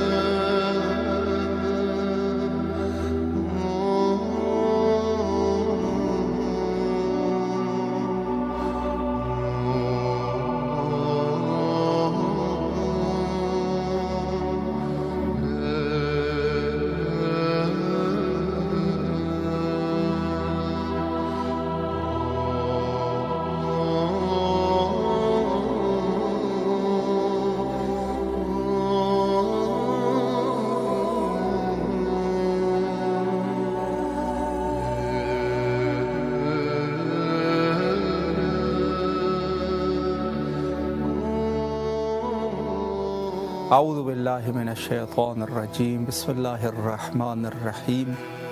پروگرام 14,000 اسپانسر کے پارٹ 2 میں آپ کے حاضر خدمت ہے، اور پہلے پارٹ میں آپ عالی جناب حضرت علامہ سید جاوید الحسن رضوی صاحب قبلہ کو سماعت فرما رہے تھے اور نہایت ہی شائستہ گفتگو فرما رہے تھے، اور انہوں نے آپ لوگوں کو اس عنوان سے بھی بتا دیا کہ کچھ فنی خرابی کی وجہ سے آپ کی قیمتی قولیں اٹینڈ نہیں کیے جا سکتے، اور لہٰذا انشاءاللہ العزیز امیدوار ہے کہ یا آج یا کل تک یہ سلسلہ انشاءاللہ العزیز دوبارہ بحال ہو سکے، اور انشاءاللہ العزیز اللہ ہمیں توفیق دے کہ آپ لوگوں کی خوبصورت آوازوں کو شہر مقدس کربلا تک رسائی کی جا سکے، پہنچا سکے، اور انشاءاللہ العزیز اسی طریقے سے جس اسکیجول کے مطابق یہ پروگرام چل رہا تھا انشاءاللہ العزیز اس طریقے سے اس کو ہم ادامہ دے سکے، اور انشاءاللہ العزیز جن مومنین نے سپانسر بننا ہے ان کو سپانسر کر لیں، اور 14,000 کی اس لسٹ میں جو کہ خادمین حضرت ابی عبداللہ الحسین علیہ السلام کے کا لسٹ ہے، اس لسٹ میں ان کا بھی نام درج کیا جا سکے۔ یقیناً دیکھیں خادمین حضرت امام حسین علیہ السلام، ضروری نہیں ہے کہ ایک انسان حتماً کربلا میں مقیم ہو تو وہ خادم امام حسین علیہ السلام بن سکے، ضروری نہیں ہے ایسا، بلکہ ہو سکتا ہے کہ ایک شخص امریکہ میں، کینیڈا میں، انڈیا میں، پاکستان میں، بنگلہ دیش میں، کہیں پر بھی وہ وہاں پر رہے اور خادم امام حسین علیہ السلام کا سرٹیفکیٹ اس عنوان سے اس کے پاس رہے۔ سرٹیفکیٹ سے مراد یہ ہے کہ ایسا سرٹیفکیٹ نہیں ہے کہ اس کے اوپر آپ کا نام لکھا ہو، یہ لکھا ہو، جو کہ انسان کے پاس گھر میں رہتا ہے، انسان کے پاس بی اے کا سرٹیفکیٹ ہے، کسی کے پاس جو ہے وہ ایم اے کا، ماسٹر کا سرٹیفکیٹ ہے، یا کسی اور چیز کا، لیکن اس عنوان سے کہ اس شخص کے پاس اہل البیت علیہم السلام کی طرف سے خادم امام حسین علیہ السلام کا سرٹیفکیٹ ہو، یعنی تائید اہل البیت علیہم السلام اس کے شامل حال ہو۔ دیکھیں میں اس عنوان سے عرض کروں آپ کی خدمت میں کہ ایسے بہت سارے مواقع ہیں کہ جہاں پر اہل البیت علیہم السلام کچھ لوگوں کو انتخاب کرتے ہیں، کچھ لوگوں کو انتخاب کرتے ہیں اپنے دین کے لیے، اپنے امور دینیہ کے لیے، اپنے مذہبی امور کے لیے، مومنین کے درمیان صلح اور آشتی کے لیے، مومنین کے درمیان علم کو بانٹنے کے لیے، مومنین کے درمیان ان کی مدد کرنے کے لیے، وغیرہ وغیرہ۔ اس عنوان سے بہت سارے ایسے نمائندگان اہل البیت علیہ السلام ہوتے ہیں کہ جن کا لوگوں کو پتہ تک نہیں ہوتا، لیکن یہ ذہن میں رکھے۔ اب اس کے لیے میں آپ کو عرض کروں کہ شیخ انصاری کے زمانے میں جب خود سلسلہ فقاہت اور ظاہر ہے علماء کی ضرورت تھی، اور علماء کی ہر زمانے میں ضرورت ہے، لیکن ظاہر ہے کہ ایک عالم کو مرکزی کردار ادا کرنا چاہیے تاکہ جو فقہی مسائل ہے یا مومنین کے سماجی مسائل ہیں، مومنین کے دیگر مسائل ہوتے ہیں، ظاہر ہے کچھ ایسے مسائل آ جاتے ہیں دشمن کے سامنے مومنین کو خبردار کرنے کے لیے، وغیرہ وغیرہ۔ اس کے لیے ظاہر ہے ایک مرکزیت و مرجعیت ہونی چاہیے، اس میں تو کوئی شک نہیں ہے کہ ایسا ہونا چاہیے، اور اختلاف کرنے والے جو لوگ ہیں بہرحال وہ تو ہر زمانے میں ہے، لیکن عقلی اعتبار سے یہی ہے کہ ایک شخصیت کا ہونا ضروری ہے کہ وہ ایک مرکزی پوائنٹ ہو، ظاہر سی بات ہے، اور وہ اپنے زمانے میں بہرحال علماء کرام ماشاءاللہ رہے ہیں۔ تو شیخ انصاری رضوان اللہ تعالی علیہ صاحب مقاصد اور صاحب الرسائل، اس جیسی گران قدر اور گران سنگ کتابیں انہوں نے لکھی، اور اس عنوان سے کہ یہ شخصیت، یعنی خود جب ان کے جو بزرگ علماء کرام تھے جس میں سے شریف العلماء بھی شامل تھے، جب ان کا انتقال ہو گیا تو شیخ جو ہے وہ یہاں سے چلے گئے اور نجف اشرف میں مقیم ہوئے، یعنی پہلے کربلا میں تھے، پھر وہاں نجف اشرف میں، اور یہ سلسلہ انہوں نے جاری رکھا یہاں تک کہ اس مقام تک پہنچے تھے کہ شیعہ مذہب کی مرکزی شخصیت بن سکے، لیکن ظاہر ہے کہ احتیاط پر عمل کرتے تھے اور اپنے آپ کو اس عنوان سے لوگوں کے سامنے پیش نہیں کرتے تھے کہ میں اس قسم کی شخصیت ہوں، چپ چاپ کے اپنے جو درس اور تدریس کا سلسلہ ہے وہ کرتے تھے، اور عالمانہ مسائل اور متون دینیہ کو بررسی فرمایا کرتے تھے، لیکن ظاہر ہے کہ اس طریقے سے اپنے آپ کی معرفی نہیں کرتے تھے، اپنے آپ کو لوگوں کے سامنے نہیں لاتے تھے۔ تو ایک دفعہ علماء کرام نے ان سے یہی کہا کہ اور اصرار کیا کہ آپ جو ہے اس منصب کے لیے آمادگی کریں۔ تو انہوں نے بہرحال کہا کہ ہم اس منصب کے لائق نہیں ہیں۔ جیسے انسان کہتا ہے، ظاہر سی بات ہے کہ تکبر اور غرور سے اللہ بچائے۔ تکبر اور غرور کو، جو متکبر انسان ہوتا ہے، اس کو اللہ نے اچھا یاد نہیں کیا، بلکہ کچھ روایات میں یہ ملتا ہے کہ اگر کوئی شخص تکبر کرے، ولو اپنے گھر میں تکبر کرے، چیز جائے کہ وہ باہر تکبر کرے لوگوں کے ساتھ، اپنے گھر کے اندر اپنی بیوی بچوں کے ساتھ بھی اگر متکبرانہ رویہ رکھ رہا ہے تو اس کے لیے بعض روایات میں منافق کہا گیا ہے، اس کو منافق ہے یہ شخص، یعنی اللہ اکبر۔ اب اس انداز سے کہ اگر ایک شخص جو ہے اس قسم کا ہے، بعض روایات میں اس شخص کو احمق یا بے وقوف سے ترجیح اس کو جو ہے وہ یاد کیا گیا ہے کہ یہ شخص جو ہے وہ یا تو یہ جو ہے سالم العقل نہیں ہے یہ شخص، یعنی اس قدر، چونکہ وہ ایک بڑا واقعہ بات سے بات نکل جاتی ہے، لیکن میں اپنے ٹاپک کی طرف آنا چاہوں گا۔ پھر اس میں سے ایک شخص جو ہے، جیسے اسی متکبر شخص کے عنوان سے میں عرض کر رہا ہوں کہ ایک شخص آیا اور وہ وہاں پر بیمار تھا، ظاہر ہے جس کو لوگ ہنس رہے تھے اس کے اوپر اور مذاق اڑا رہے تھے، چونکہ وہ جو ہے وہ ذہنی بیمار تھا۔ تو لوگوں نے، کسی نے پوچھا، رسول اللہ نے ان سے سوال کیا کہ کس لیے اس کا مذاق اڑایا جا رہا ہے؟ تو انہوں نے کہا یہ شخص جو ہے وہ مجنون ہے، دیوانہ ہے۔ تو حضرت نے فرمایا یہ دیوانہ اور مجنون نہیں ہے، یہ ذہنی مریض ہے۔ مریض، اس کو آپ لفظ مریض یا علیل اس کو کہہ سکتے ہیں۔ فرمایا کہ اصل دیوانہ اور مجنون وہ شخص ہے جو تکبر کرتا ہو۔ اللہ اکبر، یعنی اس قدر ہے کہ اگر انسان جو ہے وہ کسی کے ساتھ اس قسم کا رویہ رکھے، ولو اپنی بیوی بچوں کے ساتھ، پھر بھی بڑی سختی سے اس کو یاد کیا گیا ہے۔ حالانکہ اپنے بچوں کو ظاہر ہے تربیت کرنے کے لیے بس اوقات انسان کو تھوڑی سی سخت مزاج ہونا پڑتا ہے بچوں کی تربیت کے لیے۔ ایسا بھی نہیں ہے کہ انسان مکمل طور پہ جو ہے وہ سست ہو جائے اور وہاں جو بچے ہیں وہ ہاتھ سے نکل جائے، جو آج کے اس دور میں اس قسم کے واقعات پیش آتے ہیں۔ تو میں آپ کی خدمت میں یہ عرض کر رہا ہوں کہ اہل البیت علیہم السلام کی طرف سے لوگوں کو متعین کیا جاتا ہے۔ جیسے شیخ انصاری آمادہ نہیں ہو رہے تھے، پھر ایک دفعہ ان کی ملاقات حضرت ولی عصر اجل اللہ تعالی فرجہ الشریف سے ہوئی۔ امام نے شیخ سے سوال کیے اور شیخ نے اس کے جواب دیے۔ تو پہلے چونکہ بات یہاں سے شروع ہوئی، حضرت نے فرمایا کہ آپ جو ہے وہ کس لیے آمادگی نہیں کر رہے؟ تو شیخ نے کہا کہ ظاہر ہے میری لیاقت نہیں ہے۔ تو حضرت نے چند ایک سوال ان سے کیا اور کہا انت فقیہ، آپ جو ہے وہ فقیہ ہو، آپ اپنے شک اور شبہ نہ کر، آپ جو ہے وہ دین تشیع کے آپ فقیہ ہیں، فقاہت کے درجے پر آپ فائز ہیں۔ چونکہ وہ جو کچھ سوالات تھے بڑے دقیق تھے، اور شیخ بھی ظاہر ہے کہ جو تسلط رکھا کرتے تھے فقہ کے اندر اور اصول کے اندر، بہرحال جانتے ہیں، اور جو اہل خبرہ ہے اور جو ماہرین ہے وہ یقیناً جانتے ہیں کہ شیخ کس قدر اس زمانے میں جو ان کی وہ تسلط فرماتے تھے۔ تو اللہ نے شیخ کو گویا کہ اس کام کے لیے انتخاب فرمایا، اور اس طریقے سے میں اور آپ کے درمیان، ہمارے درمیان ایسے لوگ ہوں گے کہ جن کو امام نے منتخب کیا ہوگا، شاید اس کو خود بھی پتہ نہ ہو۔ کچھ ایسے واقعات علماء کے ہیں، البتہ اگر میں اس طرف چلا جاؤں گا تو ظاہر ہے کہ جو بحث جو ہے وہ کافی لمبی چوڑی ہو جائے گی، لیکن ایسے لوگ تھے جن کو بعد میں پتہ چلا کہ ہم جو ہے اپنے وقت کے امام کی طرف سے اس کام کے لیے انتخاب کیے گئے تھے۔ اور حضرت نے ان سے کہا بھی کہ اگر جب ان سے تھوڑی سی خطا سرزد ہوئی ہے تو وہاں پر حضرت نے ان سے فرمایا کہ اگر آپ سے یہ کام نہیں ہو رہا تو ہم آپ کی جگہ کسی اور کو رکھ لیں گے۔ غور کریں، یعنی اس قدر ہے۔ تو میں عرض یہ کر رہا تھا کہ ماہ سیام بھی ہے، اور یقیناً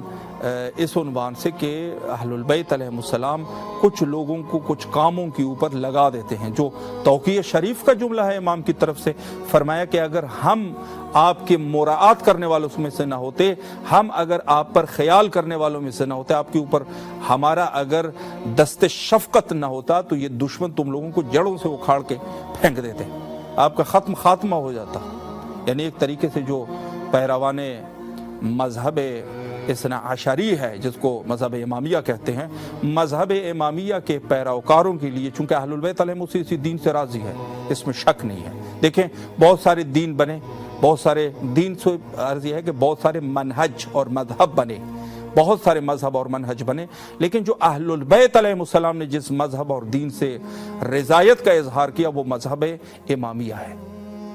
فرمایا یہ مذہب جو ہے وہ صحیح ہے، یعنی اگر آپ دیکھیں گے شیخ مفید جو ہے اگر اس سے رضایت کا اظہار کیا جا رہا ہے اور اسے امام فرما رہے ہیں کہ آپ ہمارے دین کے لیے مفید ہے، محمد ابن محمد النعمان جو شیخ مفید کے نام سے مشہور ہے، فرمایا آپ ہمارے دین کے لیے مفید ہے، ہمارے مذہب کے لیے مفید ہے۔ یعنی یہ کون ہے آخرکار؟ ایک مذہب کا فقیہ ہے، اور مذہب کا فقیہ حضرت جو ہے فرما رہے ہیں کہ آپ ہمارے دین کے لیے مفید ہے۔ اسی طرح شیخ انصاری ہے، اسی طرح سے باقی علماء کرام، بہرحال کافی سارے علماء کرام ہیں، سید ابو الحسن اصفہانی وغیرہ، جس سے اندازہ یہ لگایا جا سکتا ہے کہ حضرت بعض علماء کرام سے رضایت کا اظہار فرمایا کرتے تھے۔ واقعات ثقات کی طرف سے موجود ہے، یعنی ثقہ،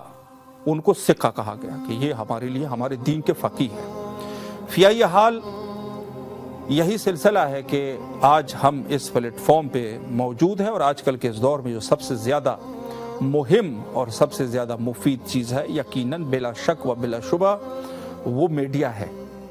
اگر ہم مذہب تشیع کی تبلیغ کرنا چاہیں، مذہب تشیع کو لوگوں کے سامنے پیش کریں اس عنوان سے کہ ہم جو ہے وہ کسی خیالی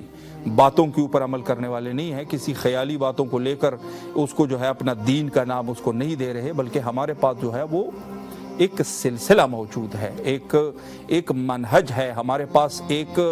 دلیل ہے، جو اس کو اگر ہم لوگوں تک رسائی کرنا چاہے، اس میں سے ظاہر سی بات ہے علمی گفتگو ہے، دوسرے ہمارے اپنے مومنین کے لیے ان کی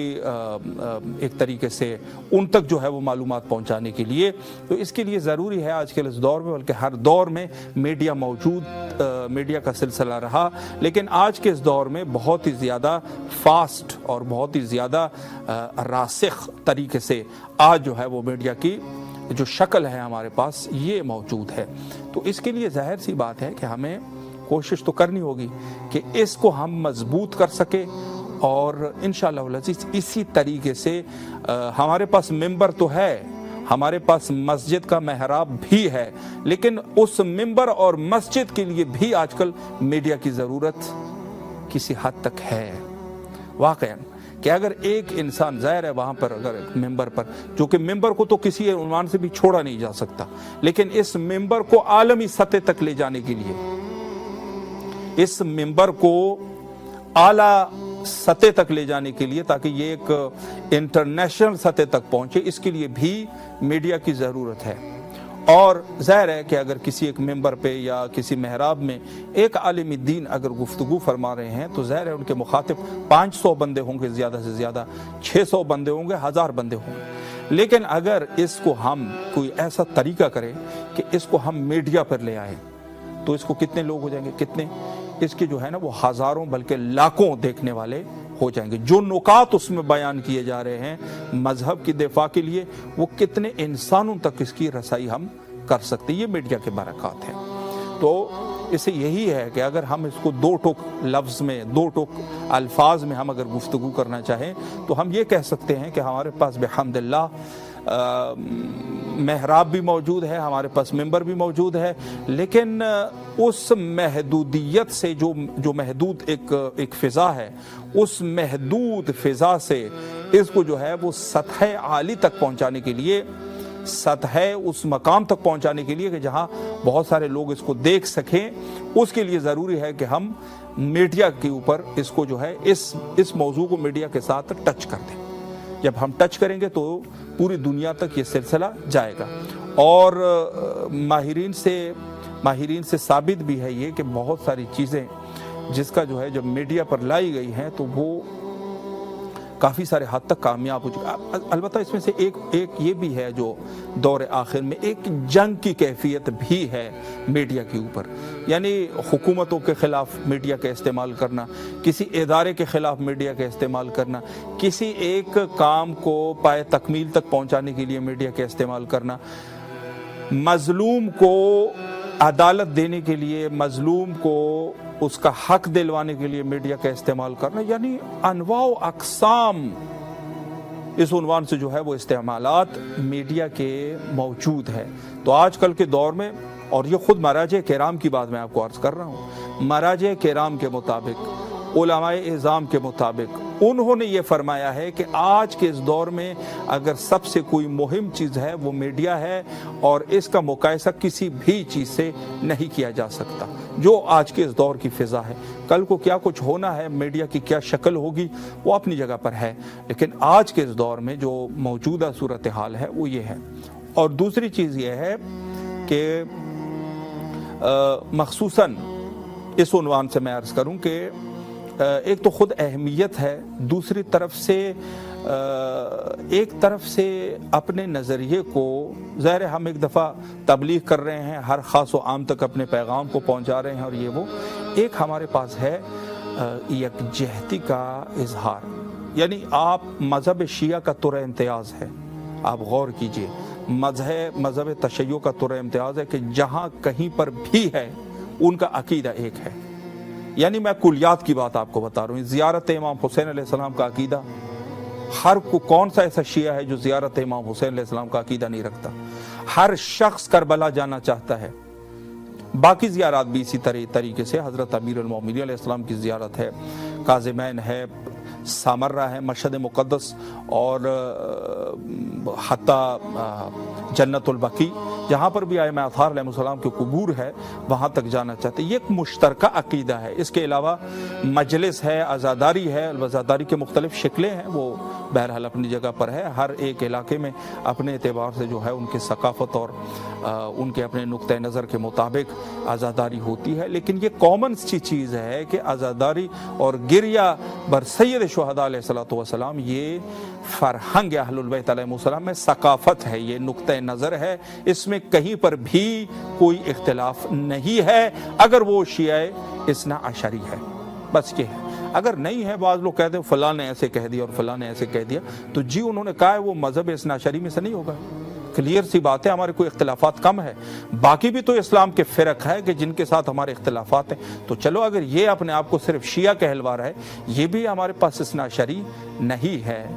تو اثنا عشری جہاں پر بھی، اچھا اس میڈیا کے ذریعے سے ہم یہ کر سکتے ہیں کہ جو ایک یکجہتی ہے، ایک تعاون ہے، ایک اتحاد ہے، ایک اس میں ہم جو ہے وہ یک دل ہو سکتے ہیں، یعنی یکجا ہو سکتے ہیں اس میڈیا کے ذریعے سے. ظاہر ہے کہ جہاں کہیں پر بھی ہے، ہم مختلف شخصیات کو دعوت کرتے ہیں اس میڈیا پر. بہت سارے شخصیات آتے ہیں اور ان سے جو ہے وہ اپنی گفتگو فرماتے ہیں، اپنے تجربات بیان کرتے ہیں، اپنے علمی اصطلاحات بیان کرتے ہیں، اور معاشرے کے فلاح و بہبود کے لیے گفتگو کرتے ہیں، وغیرہ وغیرہ جو بھی ان کے نقطہ نظر ہے. ہم ایک عالمی میڈیا کے ذریعے سے ان شخصیات کو اس پلیٹ فارم پہ ان کو دعوت کر کے، ظاہر ہے کہ اس نقطہ نظر کو ہم دوسرے لوگوں تک بآسانی پہنچا سکتے ہیں. یہ ایک اور میڈیا کی بہت بڑی برکت ہے. یعنی یکجہتی، قوم کے مفید شخصیات کو ایک پلیٹ فارم پہ لا کے اسے جو ہے وہ لوگوں کے سامنے روشناس کرانا. اور ظاہر سی بات ہے، آپ جانتے ہیں کہ جب کوئی میڈیا ہے تو وہاں پر محققین بھی ہوتے ہیں، وہاں پر تحقیقات بھی ہوتے ہیں، شخصیات کی جانچ پڑتال وہاں پر ہوتی ہے. اور یہ جو ہے بہرحال میڈیا کے برکات ہیں. یہاں پر ایک چھوٹا سا بریک لیتے ہیں، انشاءاللہ العزیز پھر حاضر خدمت رہیں گے.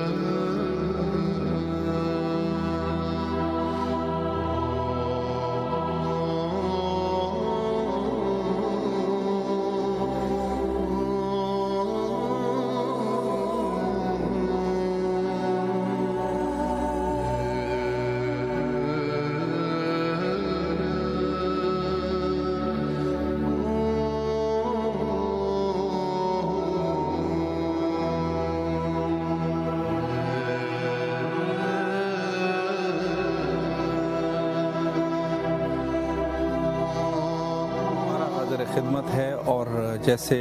آپ جانتے ہیں کہ ہمارے پروگرام کا طریقہ کار یہ تھا کہ مومنین کال کرتے تھے اور یہاں پر اپنے اسپانسرشپ کا بھی اعلان کرتے تھے اور ساتھ ساتھ میں مولا حضرت سید الشہداء علیہ الصلوۃ والسلام کی خدمت میں سلام بھی پیش کیا کرتے تھے، دعائیں بھی کرتے تھے اور قبولیت حاجات کے لیے بھی خصوصی طور پر عریضہ پیش کیا جاتا تھا حضرت سید الشہداء علیہ الصلوۃ والسلام کی بارگاہ میں۔ لیکن آج چونکہ استثنائی امر ہے کہ کچھ فنی خرابی کی وجہ سے یقیناً آپ کی یہ سروس آپ کے لیے فراہم نہیں کر پا رہے۔ انشاءاللہ العزیز کل سے یہ سلسلہ بحال ہو جائے گا اور میں آپ کی خدمت میں عرض کروں کہ ٹائمنگ بس آپ اس کا خیال رکھیں کہ پاکستانی ٹائم کے مطابق ہمارا پروگرام پہلے 10 بجے تھا، اسے ماہ رمضان عظیم کے سلسلے کی وجہ سے آدھا گھنٹہ پیچھے ٹائم آیا ہے، یعنی 9:30 بجے 9:30 بجے پاکستانی ٹائم اور انڈین ٹائم کے مطابق پہلے پروگرام 10:30 بجے تھا، ابھی 10 بجے، اور یہاں مقامی ٹائم کے مطابق ہمارا پروگرام پہلے 8 بجے تھا اور ابھی جو ہے وہ 7:30 بجے۔ تو بس یہ ٹائمنگ آپ کے ذہن میں ہو، مخصوصاً ہمارے پاکستان اور ہندوستان میں جو رہنے والے افراد ہیں، مومنین ہیں، پاکستانی ٹائم کے مطابق ماہ رمضان عظیم میں ہمارا پروگرام 9:30 بجے اور ہندوستان میں ہمارا یہ پروگرام 10 بجے یقیناً 2 گھنٹے کا پھر دورانیہ رہے گا، تو اس میں جو ہے آپ انشاءاللہ العزیز کال کر سکتے ہیں اور اس پروگرام کے ذریعے سے آپ کربلا کے ساتھ وصل ہو سکتے ہیں اور ساتھ ساتھ میں توسل بھی کر سکتے ہیں اور ساتھ ساتھ میں اسپانسر کا بھی آپ اعلان کر سکتے ہیں۔ اگر آپ صاحب استطاعت ہے آپ کر سکتے ہیں، اگر کوئی چیز انسان کر نہیں سکتا ظاہر سی بات ہے کہ اللہ جو ہے وہ بھی کسی کے اوپر زبردستی نہیں کرتا۔ ماہ سیام کس قدر جو ہے وہ بافضیلت ہے، لیکن اس کے باوجود بھی فرمایا کہ اگر آپ مریض ہیں، مریض او علی سفر فعدۃ من ایام الاخر، فرمایا اگر آپ مریض ہیں یا آپ سفر کی حالت میں ہیں تو پھر آپ اس کا اعادہ کر لیجئے، یعنی آپ نے سفر اور مرض کی حالت میں اگر آپ ہے تو اس کا آپ جو ہے بعد از ماہ رمضان عظیم آپ جو ہے وہ اعادہ کر لے، اس کو دوبارہ رکھ لے، اگر 2 دن ہے 3 دن ہے 4 دن ہے تو اس اعتبار سے آپ اعادہ کریں گے اس کا، یعنی اور اس کی بھی یہ ہے کہ اگر انسان خود صحت کے ساتھ ہے، ظاہر ہے بہتر یہ ہے کہ اس کا اعادہ اس طریقے سے کر لے کہ اس کو ادا کر لے، اگر نہیں ہے تو پھر مد بھی دے سکتا ہے، مد کی اس میں رکھے کہ اس طریقے سے انسان مد کے ذریعے سے، اگر انسان نہیں رکھ سکتا کسی مجبوری کے تحت، تو یہ 2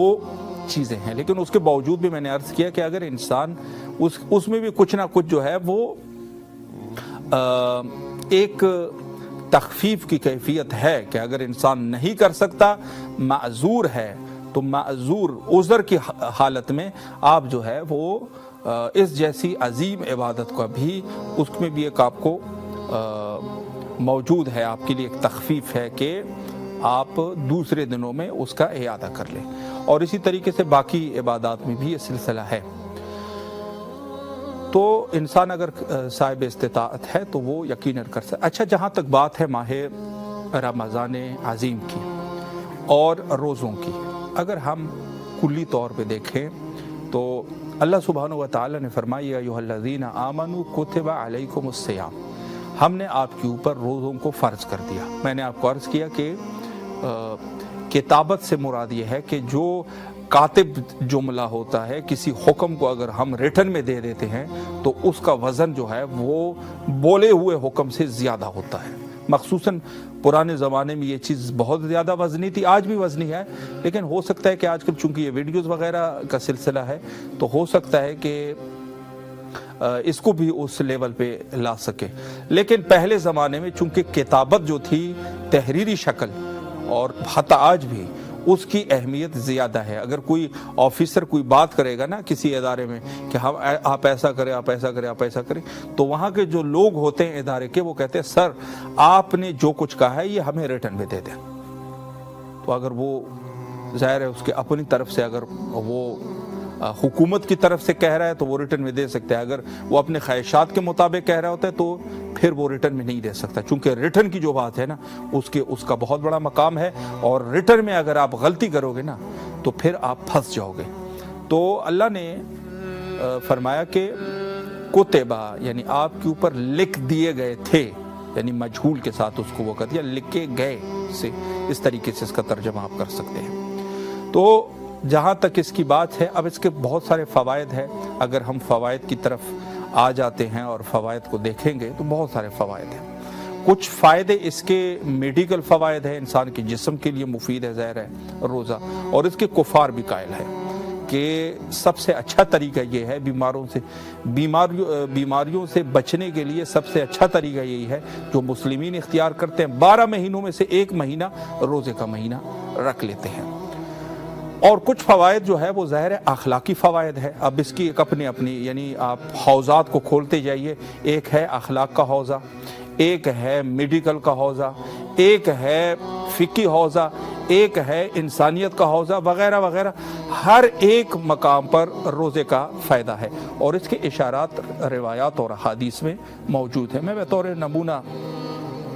کچھ شاہد مثال آپ کی خدمت میں پیش کروں۔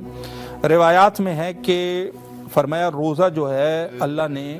کیوں فرض کیا، فرمایا کہ انما فرض اللہ الصیام لیستوی بہ الغنی والفقیر، فرمایا اللہ نے روزے کو فرض قرار دیا تاکہ غنی امیر آدمی اور فقیر کے درمیان ایک مساوی شکل اختیار کی جا سکے۔ مقصد کیا ہے؟ مقصد یہ ہے کہ اللہ نے ظاہر ہے کہ رزق دینے والی ذات اللہ کی ہے نا، بعض لوگوں کو امیر بنایا، بعض لوگوں کو فقیر بنایا۔ جو فقیر ہے وہ اس کے ساتھ اپنے امتحانات ہے،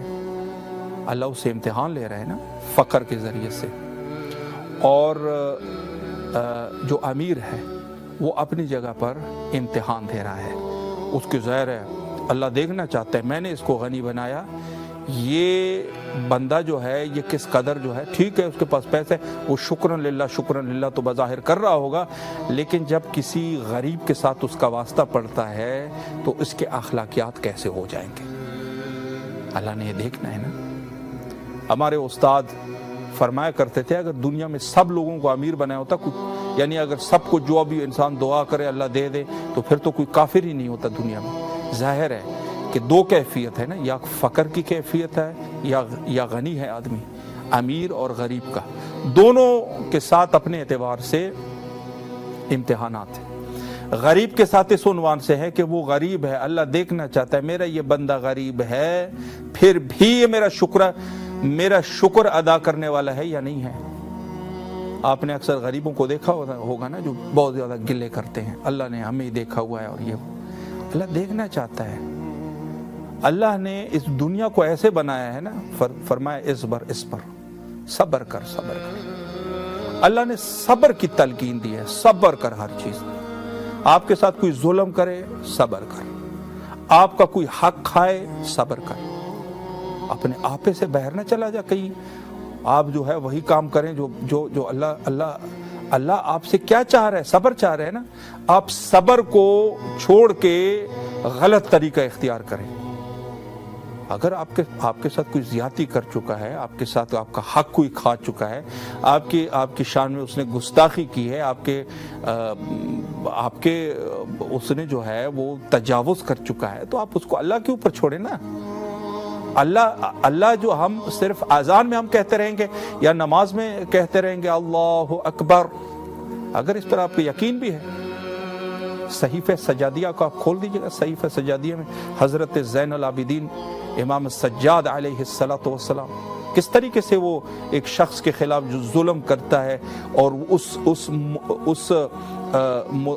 متظلم پہ جو دادخواہی کرتا ہے، اس کا کس الفاظ سے انہوں نے آپ نے جو ہے وہ ایک ہماری جو ہے وہ رہنمائی کی ہے۔ تو انسان خدا یہ چاہتا ہے اس پر اے میرے بندے صبر کر۔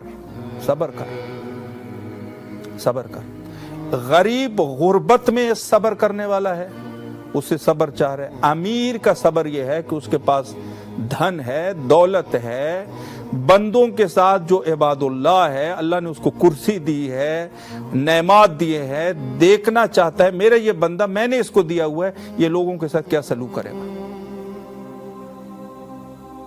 اللہ نے فرمایا میں نے روزے فرض کیے اس وجہ سے کہ امیر اور غریب کے درمیان کم از کم سال میں ایک دفعہ احساس ہو جائے کہ غریب اور امیر جو ہے وہ ایک صف میں ہے۔ غریب بھیک نہ کھانا کھا رہا ہے، نہ نعمات الہیہ سے استفادہ کر رہا ہے، امیر کی بھی یہی حالت ہے کہ وہ اس کو ظاہر ہے انسان کے اوپر جب اپنی کوئی تکلیف آئے گی تو دوسروں کے غم کو وہ در کر سکتا ہے۔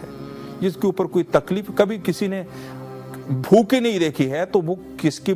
کسی غریب کی بھوک کو وہ کیسے در کر سکتا ہے؟ ظاہر سی بات ہے کہ انسان کے پاس اگر وہ خود بھوکا ہے تو اس کو دوسرے بھوکے کا احساس ہو جائے گا کہ بھوک کیا ہوتی ہے۔ ظاہر سی بات ہے انسان یہ بالکل ہے۔ تو اللہ نے گویا کہ ایک طریقے سے غریب کی دلجوئی ہے کہ اگر آج آپ کے پیٹ میں کچھ نہیں ہے تو ہم نے امیر کے اوپر بھی وہ نعمات فی الحال حرام قرار دی ہے۔ یہ ایک چیز ہے، یعنی گویا کہ فرق، مساوات، یعنی اگر ہم اس حدیث کا دو ٹوک نتیجہ نکالنا چاہے تو یہ ہو جائے گا کہ گویا اللہ چاہتا ہے کہ مساوات قائم ہو جائے۔ مساوات بہت بڑی چیز ہے، بہت بڑی چیز ہے۔ ظلم عدل، مساوات اس میں جو ہے وہ ہے۔ بعض میں اس میں انوشیروان عادل ایک روایت میں ہے، البتہ وہ روایت جو ہے مرسل روایت ہے، زیادہ مضبوط روایت نہیں ہے، لیکن سرور کائنات حضرت محمد مصطفیٰ صلی اللہ علیہ وآلہ نے فرمایا کہ انوشیروان جو ہے وہ جنت میں ہے۔ اور جب پوچھا گیا کہ کیوں جنت میں ہے، فرمایا چونکہ انوشیروان جو ہے وہ عدالت کیا کرتے تھے۔ عدالت بہت بڑی چیز ہے، بہت بڑی چیز ہے۔ تو ایک ہے مساوات، مساوات کو قائم کرنے کے لیے اللہ نے روزوں کو واجب قرار دیا۔ دوسری روایت میں ہے کہ فرض اللہ الصیام ابتلاء لاخلاص الخلق۔ دوسری چیز یہ ہے کہ اللہ چاہتا ہے کہ وہ روزے انہوں نے فرض کیا، اللہ نے روزے فرض کیے تاکہ بندے کے اخلاص کا اندازہ لگ جائے، کس قدر مخلص ہے، کس قدر یہ شخص مخلص ہے، اس کے اندر اخلاص بھی ہے کہ نہیں ہے۔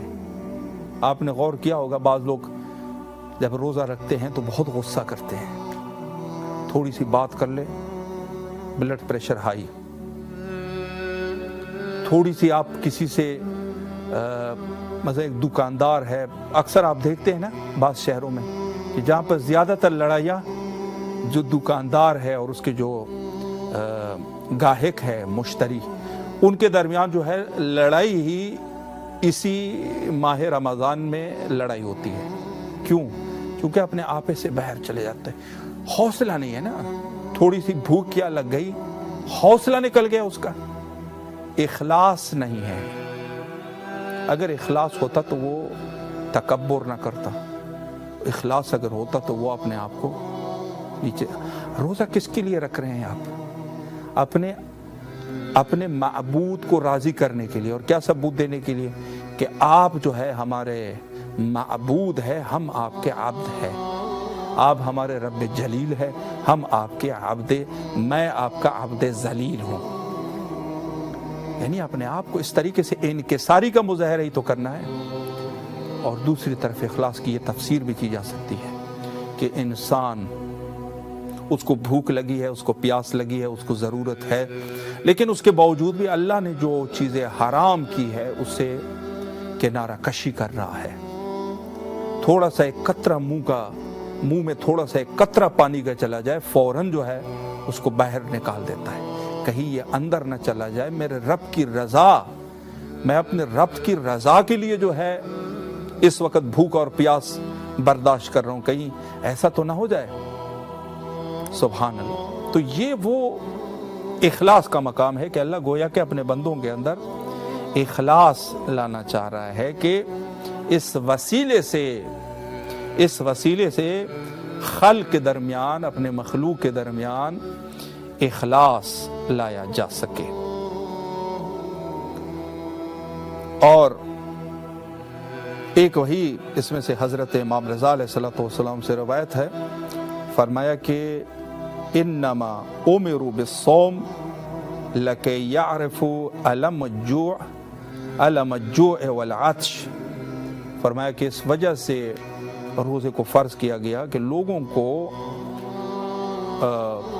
غریب کے جو فقیر لوگ ہیں ان کے بھوک اور پیاس کا احساس ہو جائے۔ یہ اسی پہلے والے حدیث کے ساتھ یہ ٹچ ہے۔ یہ کچھ اخلاقی، یعنی یہ جو روایات، 2-3 روایات میں نے آپ کی خدمت میں بیان کیے، اس کا تعلق اخلاق سے ہے، معاشرے کے ساتھ ہے۔ اس کے علاوہ جہاں تک تعلق ہے روزہ رکھنے کے میڈیکل اعتبار سے، تو اس میں بہرحال اگر آپ سرچ کریں گے تو بہت سارے ایسے ڈاکٹرز اور ایسے ریسرچر کہ جو غیر مسلم ہیں، انہوں نے بھی اس چیز کی تصدیق کی ہے کہ روزہ رکھنا واقعاً جسم کے لیے مفید ہے، واقعاً مفید ہے، اور اس سے بہت ساری بیماریاں رفع ہو جاتی ہے، بہت ساری بیماریاں رفع ہوتی ہے، اور بہت ساری چیزوں سے جو ہے وہ انسان، جس میں انسان کے اعضاء و جوارح ہیں، معدہ ہے، دل ہے، اور انسان کے جو ہے وہ گردے ہیں وغیرہ، جتنی بھی انسان کے جسم ہے وہ قوی ہوتے ہیں اس سے۔ جو اسکریشن، جو عمل اخراج ہے، اسکریشن ہے، وہ اس ماہ میں ہو جاتا ہے۔ بہت ساری مضر چیزیں جسم سے خارج ہوتی ہے، ان کا اسکریشن ہو جاتا ہے، عمل اخراج ہو جاتا ہے، اور بہت ساری چیزیں انسان، ظاہر ہے کہ جو مضر اور سماور چیزیں ہوتی ہے، جو زہریلی چیزیں ہوتی ہے، وہ انسان کے جسم سے خارج ہو جاتے ہیں۔ یہ ڈاکٹروں کا فیصلہ ہے، ڈاکٹروں کا فیصلہ ہے کہ اس طریقے سے یہ ہو جاتا ہے۔ یعنی یہ تو ڈن ہے نا کہ زیادہ پانی پینا اور زیادہ کھانا کھانا، یہ جسم کے لیے، حتی پانی پینا، بہت حد سے زیادہ پانی پینا بھی جسم کے لیے مضر ہے۔ انسان، اللہ نے کھانے اور پانی دونوں کے اوپر پابندی لگائی، اور اس کی وجہ سے ظاہر ہے کہ 1 مہینہ ایسا ہے کہ انسان اپنے جسم، جو بھی زندگی کے اسباب ہے، وہ قوی سے قوی تر ہو جائے۔ یہ بالکل واضح سی بات ہے، اور ڈاکٹر بھی اس کے بارے میں کہتے ہیں۔ جو متخصص ہے اور اسپیشلائزیشن والے افراد ہیں، وہ زیادہ بہتر طریقے سے اس پر گفتگو کر سکتے ہیں۔ لیکن جہاں تک بات ہے کہ اللہ نے اپنے بندوں کے اوپر روزوں کو فرض کیا، اور یہ نعمت، تو اس حوالے سے بھی تفاسیر میں موجود ہے کہ پہلے زمانے کے جو انبیاء ہوا کرتے تھے، ان کے اوپر اللہ نے روزے فرض کیے تھے۔ اس میں سے 2 چیزیں غالباً یہ واجب تھی انبیاء کے اوپر، ایک نماز شب اور ایک روزہ۔ یہ 2 چیزیں غالباً جہاں تک میرے ذہن میں ہیں، اس قسم کی چیزیں یہ واجب تھی انبیاء علیہ السلام پر، اور جو امت تھے، امت کے اوپر یہ چیزیں نہیں تھی واجب۔ اللہ نے حضرت سرور کائنات صلی اللہ علیہ وآلہ کے امت کے اوپر یہ چیزیں، نماز شب کو تاکید کے ساتھ فرمایا کہ تاکید ہے بہت زیادہ کہ اس کو انجام، اور حتیٰ کسی بھی عمل جو مستحب عمل ہے اس کی قضا نہیں ہوتی، لیکن نماز شب کی حتیٰ قضا ہوتی ہے۔ اس کی وجہ یہ ہے کہ اس قدر فضیلت ہے اس میں، اور اللہ چاہتا ہے کہ امت محمد مصطفیٰ صلی اللہ علیہ وآلہ ترقی کریں، اور ان کے لیے زیادہ خیر کثیر کے مستحق بن سکے۔ اس عنوان سے خود وہ عبادتیں جو انبیاء علیہ السلام کی عبادتیں تھی، وہ اس امت کے اوپر واجب قرار دی گئی، یا بہرحال استحباب مستحب، یعنی تاکید کے ساتھ، موقت کے ساتھ۔ تو یہ 2 چیزیں بہرحال ہے، اور اللہ نے بہت ساری چیزیں اور بہت جو عبادات ہے، در حقیقت مجھ سے پہلے جو ہے وہ قبلہ بھی فرما رہے تھے، اور خود خطبہ شعبانیہ ہے، جو ماہ رمضان عظیم سے پہلے حضرت رسالت امام صلی اللہ علیہ وآلہ خطبہ فرمایا کرتے تھے۔ البتہ بہت سارے خطبے تھے، ہمارے پاس جو خطبہ موجود ہے روایات کی شکل میں، وہ حضرت امیر المومنین علیہ السلام سے ہیں کہ حضرت نے یہ خطبہ دیا، اور اس میں تقریباً 15 سے 16 نکات جو ہے وہ پیش کیے. 15-16 ایسے نکات ہیں جو حضرت نے پیش کیے ہیں، لیکن ملتا یہی ہے کہ ہر سال، یعنی یہ سنت نبوی رہی کہ ہر ماہ رمضان سے پہلے حضرت خطبہ دیا کرتے تھے. اب ظاہر ہے ہمارے پاس سارے روایات اور سارے خطبے یہ سب چیزیں تو نہیں ہیں ہمارے پاس. جو خطبہ ہمارے پاس موجود ہے وہ راوی حضرت غالباً سلسلہ سند میں حضرت امام رضا علیہ الصلوۃ والسلام، اور لیکن اصل یہ ہے کہ یہ نقل کرنے والے حضرت امیر المومنین علی بن ابی طالب علیہ السلام ہے. تو یہ خطبہ ہمارے پاس موجود ہے، اور اس میں بھی بہرحال اس میں جو ہے مختلف نکات پر جو ہے وہ بات کی گئی ہے. تو عرض یہ ہے کہ بہت بڑی فضیلت ہے، اور اس میں اگر انسان، اس خطبے کے حوالے سے میں عرض کر رہا تھا کہ حتیٰ فرمایا کہ اگر کوئی، اس میں سے ایک نکتہ یہ اس 15-16 نکات میں سے، کہ اگر کوئی شخص کوئی واجب عمل انجام دے تو اس کا 70 گنا ثواب ملتا ہے. یعنی اگر ایک انسان نماز صبح کو انجام دے رہا ہے، واجب نماز ہے نا، نماز صبح 2 رکعت پڑھ رہا ہے، اس کو جو ہے گویا کہ اس نے دوسرے مہینے میں 70 دفعہ 70 دن جو ہے وہ نماز پڑھی ہے، یعنی 70 دفعہ گویا کہ نماز، اتنا زیادہ ثواب. اور اسی طریقے سے اس میں جو ایک مہم چیز ہے وہ یہ ہے کہ انسان تبلیغ کرے. یعنی ایک تو یہ اجر و ثواب اس کا ہے، جو اعمال ہے وہ اپنی جگہ پر، لیکن ایک ہے تبلیغ کا بہت بڑا ثواب ہے. اور تبلیغ میں چونکہ بارہا مرجعیت کے خطاب میں بھی آپ لوگ سنتے رہے ہوں گے کہ فرمایا تبلیغ بذات خود ایک مستحب عمل ہے، یعنی انسان کے اوپر مستحب ہے کہ وہ تبلیغ کرے، استحباب ہے. لیکن چونکہ مستحب اس وقت ہے کہ جب اس کو ہم پوری طرح کر سکیں، یعنی کچھ ایسے وسائل فراہم ہو جائے کہ دنیا کے ہر منطقے تک،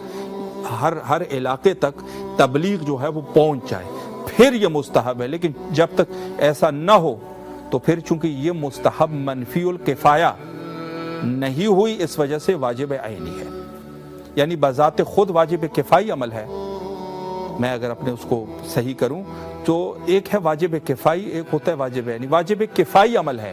تبلیغ کرنا واجب کفائی ہے. اگر سب لوگ جو ہے اس میں سے علماء کرام اگر یہ کر سکے تو واجب کفائی. لیکن اگر نہیں کر سکے، چونکہ نہیں ہوا واجب کفائی عمل سے، یہ واجب عینی چونکہ منفی الکفائی نہیں ہوا، اس وجہ سے واجب عینی ہے. تو ہم سب کے اوپر تبلیغ یقیناً اس میں واجب ہے کہ ہم تبلیغ کریں. لیکن تبلیغ کے لیے بھی کچھ نکات بہت ضروری ہے.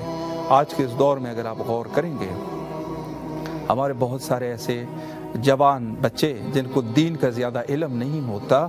اپنے فیس بک اور اپنے یوٹیوب پہ اور اپنے اس پہ جو ہے وہ دینی امور کے بارے میں بول رہے ہوتے ہیں. یہ اس عنوان سے میں عرض کروں، یہ آپ وہ کام کر رہے ہیں نا.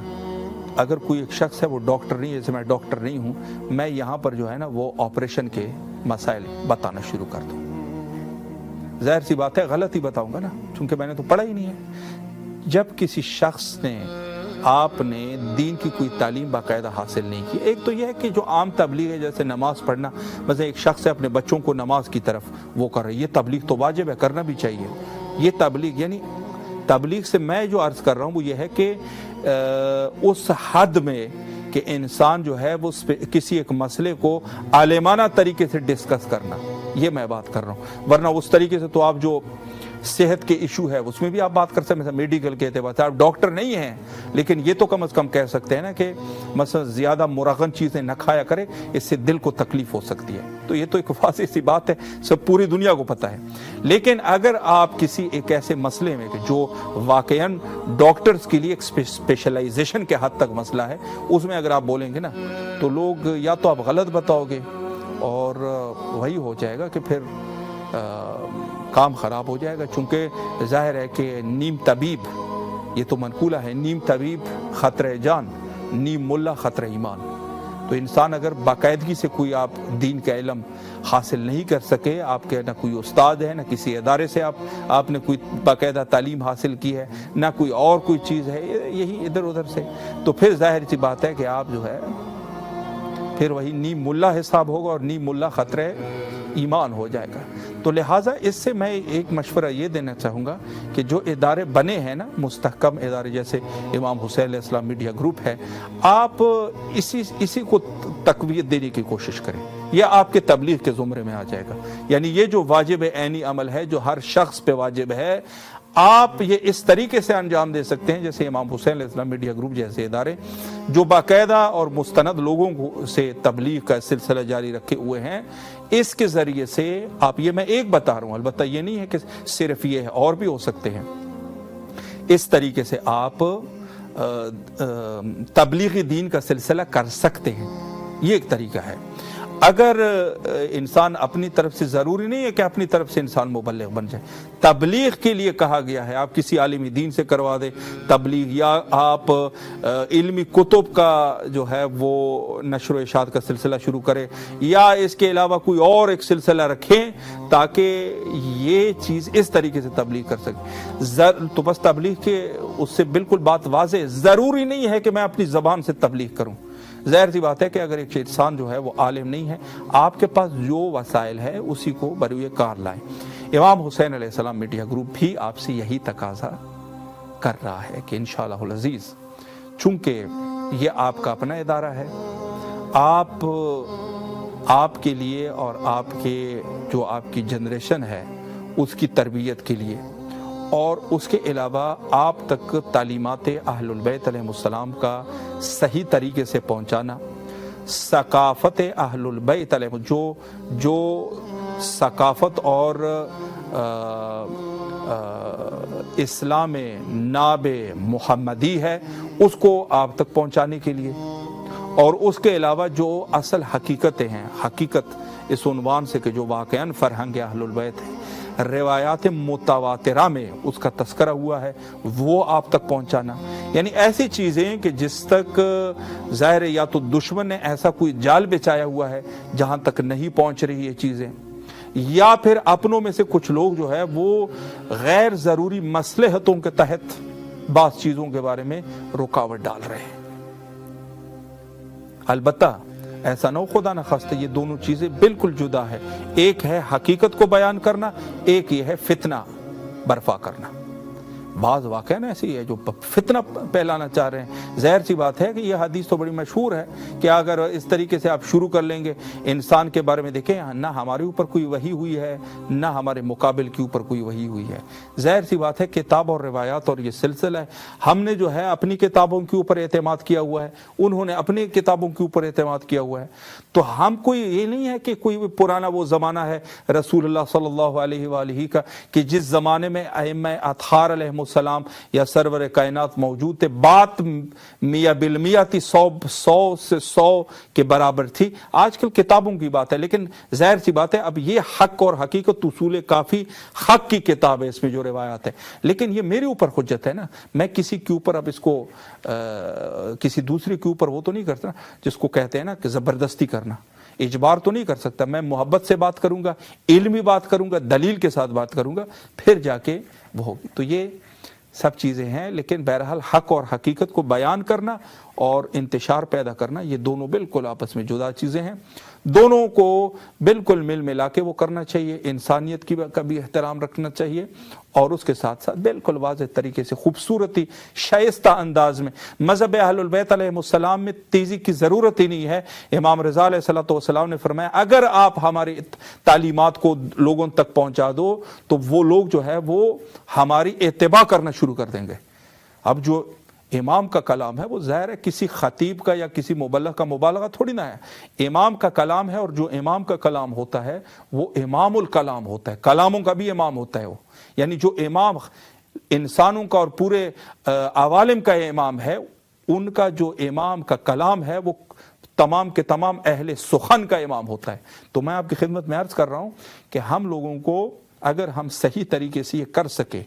بغیر تعصب کے، بغیر کسی اس کے، تو لوگ ویسے بھی قبول کر لیں گے۔ زور زبردستی کی ضرورت ہی نہیں۔ اگر زور، آج کے اس دور میں کتنے زیادہ شیعہ ماشاءاللہ ہو چکے ہیں، اس کی وجہ یہی ہے کہ لوگ حق کو پسند کرتے ہیں اور حق کی طرف آتے ہیں، ورنہ حکومت جو ہے وہ ہماری خلاف ہے۔ یعنی مذہب تشیع کی حکومت باقاعدہ حکومت بنی ہی اس دین کو دبانے کے لیے تھی، لیکن نہیں کر سکے. آج شیعہ کی تعداد زیادہ ہو چکی ہے. تو انشاءاللہ العزیز میڈیا کی طاقت ہمارے پاس محفوظ رہے اور ہم زیادہ سے اچھے طریقے سے. امام حسین علیہ السلام میڈیا گروپ بالکل مومنین کے لیے ایک قابل اعتماد ادارہ ہے. آپ نے اگر تحقیق کرنی ہے 2009 سے لے کر 2026 تک آپ ان کی جو مکمل ایک ریکارڈ ہے، بایو ڈیٹا ہے، اس کے اوپر نظر کر دیجئے گا. انشاءاللہ العزیز میں یہ باور کے ساتھ کہہ سکتا ہوں، یقین کے ساتھ کہہ سکتا ہوں کہ انشاءاللہ العزیز آپ کو مثبت نکات ضرور سامنے آئیں گے. بے شک آپ کسی بھی زبان میں دیکھ لیں، فارسی، عربی، انگلش، اردو اور ٹرکش میں، آپ کو نظر آئے گا انشاءاللہ العزیز کہ یہ ادارہ جو ہے ایک مستحق ادارہ ہے. مومنین کے ذاتی تعاون سے یہ سب چیزیں ممکن ہو سکی. اور انشاءاللہ العزیز نیکسٹ ٹائم بھی انشاءاللہ یہ سلسلہ ہماری امید ہے کہ جاری اور ساری رہے. اور انشاءاللہ العزیز ہم سب اس میں جو ہے وہ اپنا سہیم رہے، حصہ دار بنے. اور انشاءاللہ العزیز تا قیام حضرت قائم آل محمد عجل اللہ تعالی فرجہ الشریف تک یہ سلسلہ انشاءاللہ العزیز جاری و ساری رہے. اور اس عنوان سے کہ ہم بہتر سے بہتر طریقے سے محمد و آل محمد علیہ السلام کی دین کو لوگوں تک محبتوں کے ساتھ پہنچا سکے. اور انشاءاللہ العزیز لوگ بھی اس عنوان سے اہل البیت علیہ السلام ہماری استعانت فرمائیں گے انشاءاللہ. اور ہمیں یہ توفیق اللہ کی طرف سے ملے گی کہ انشاءاللہ ہم اس دین الہی کو صحیح رسائی کرنے میں انشاءاللہ العزیز کامیاب ہو سکے. انشاءاللہ العزیز ہمارا یہ پروگرام آپ کے حاضر خدمت رہیں گا. اور اس میں ہم کوشش یہ کریں گے کہ جو سلسلہ ہمارا کالز کا سلسلہ ہے وہ دوبارہ بحال ہو سکے. اور انشاءاللہ العزیز آپ کی آوازیں ہم کربلا تک پہنچا سکے. اور جن مومنین نے سپانسر بننا ہے، میں تو کہتا ہوں کہ یہ ماہ رمضان عظیم بہت اچھا موقع ہے، آپ سپانسر بنیں. اور حتیٰ آپ کے پاس جو واجبات ہے جو آپ دینا چاہتے ہیں، جو واجبات آپ نے دینے ہیں وہ بھی آپ دے سکتے ہیں. ہمارے اوپر مراجع کرام کی جو ہے وہ اجازت نامے موجود ہے اور باقاعدہ آپ خمس دے سکتے ہیں. آپ دیگر اگر کوئی آپ کے واجبات ہے تو اس میں آپ ضرور انشاءاللہ العزیز کر سکتے ہیں. وقت ہمارا انتہا پر ہے اور آخر میں حجت خدا کے ظہور کے لیے آئے مل کے دعا کرتے ہیں. اللہم عجل لولیک الفرج.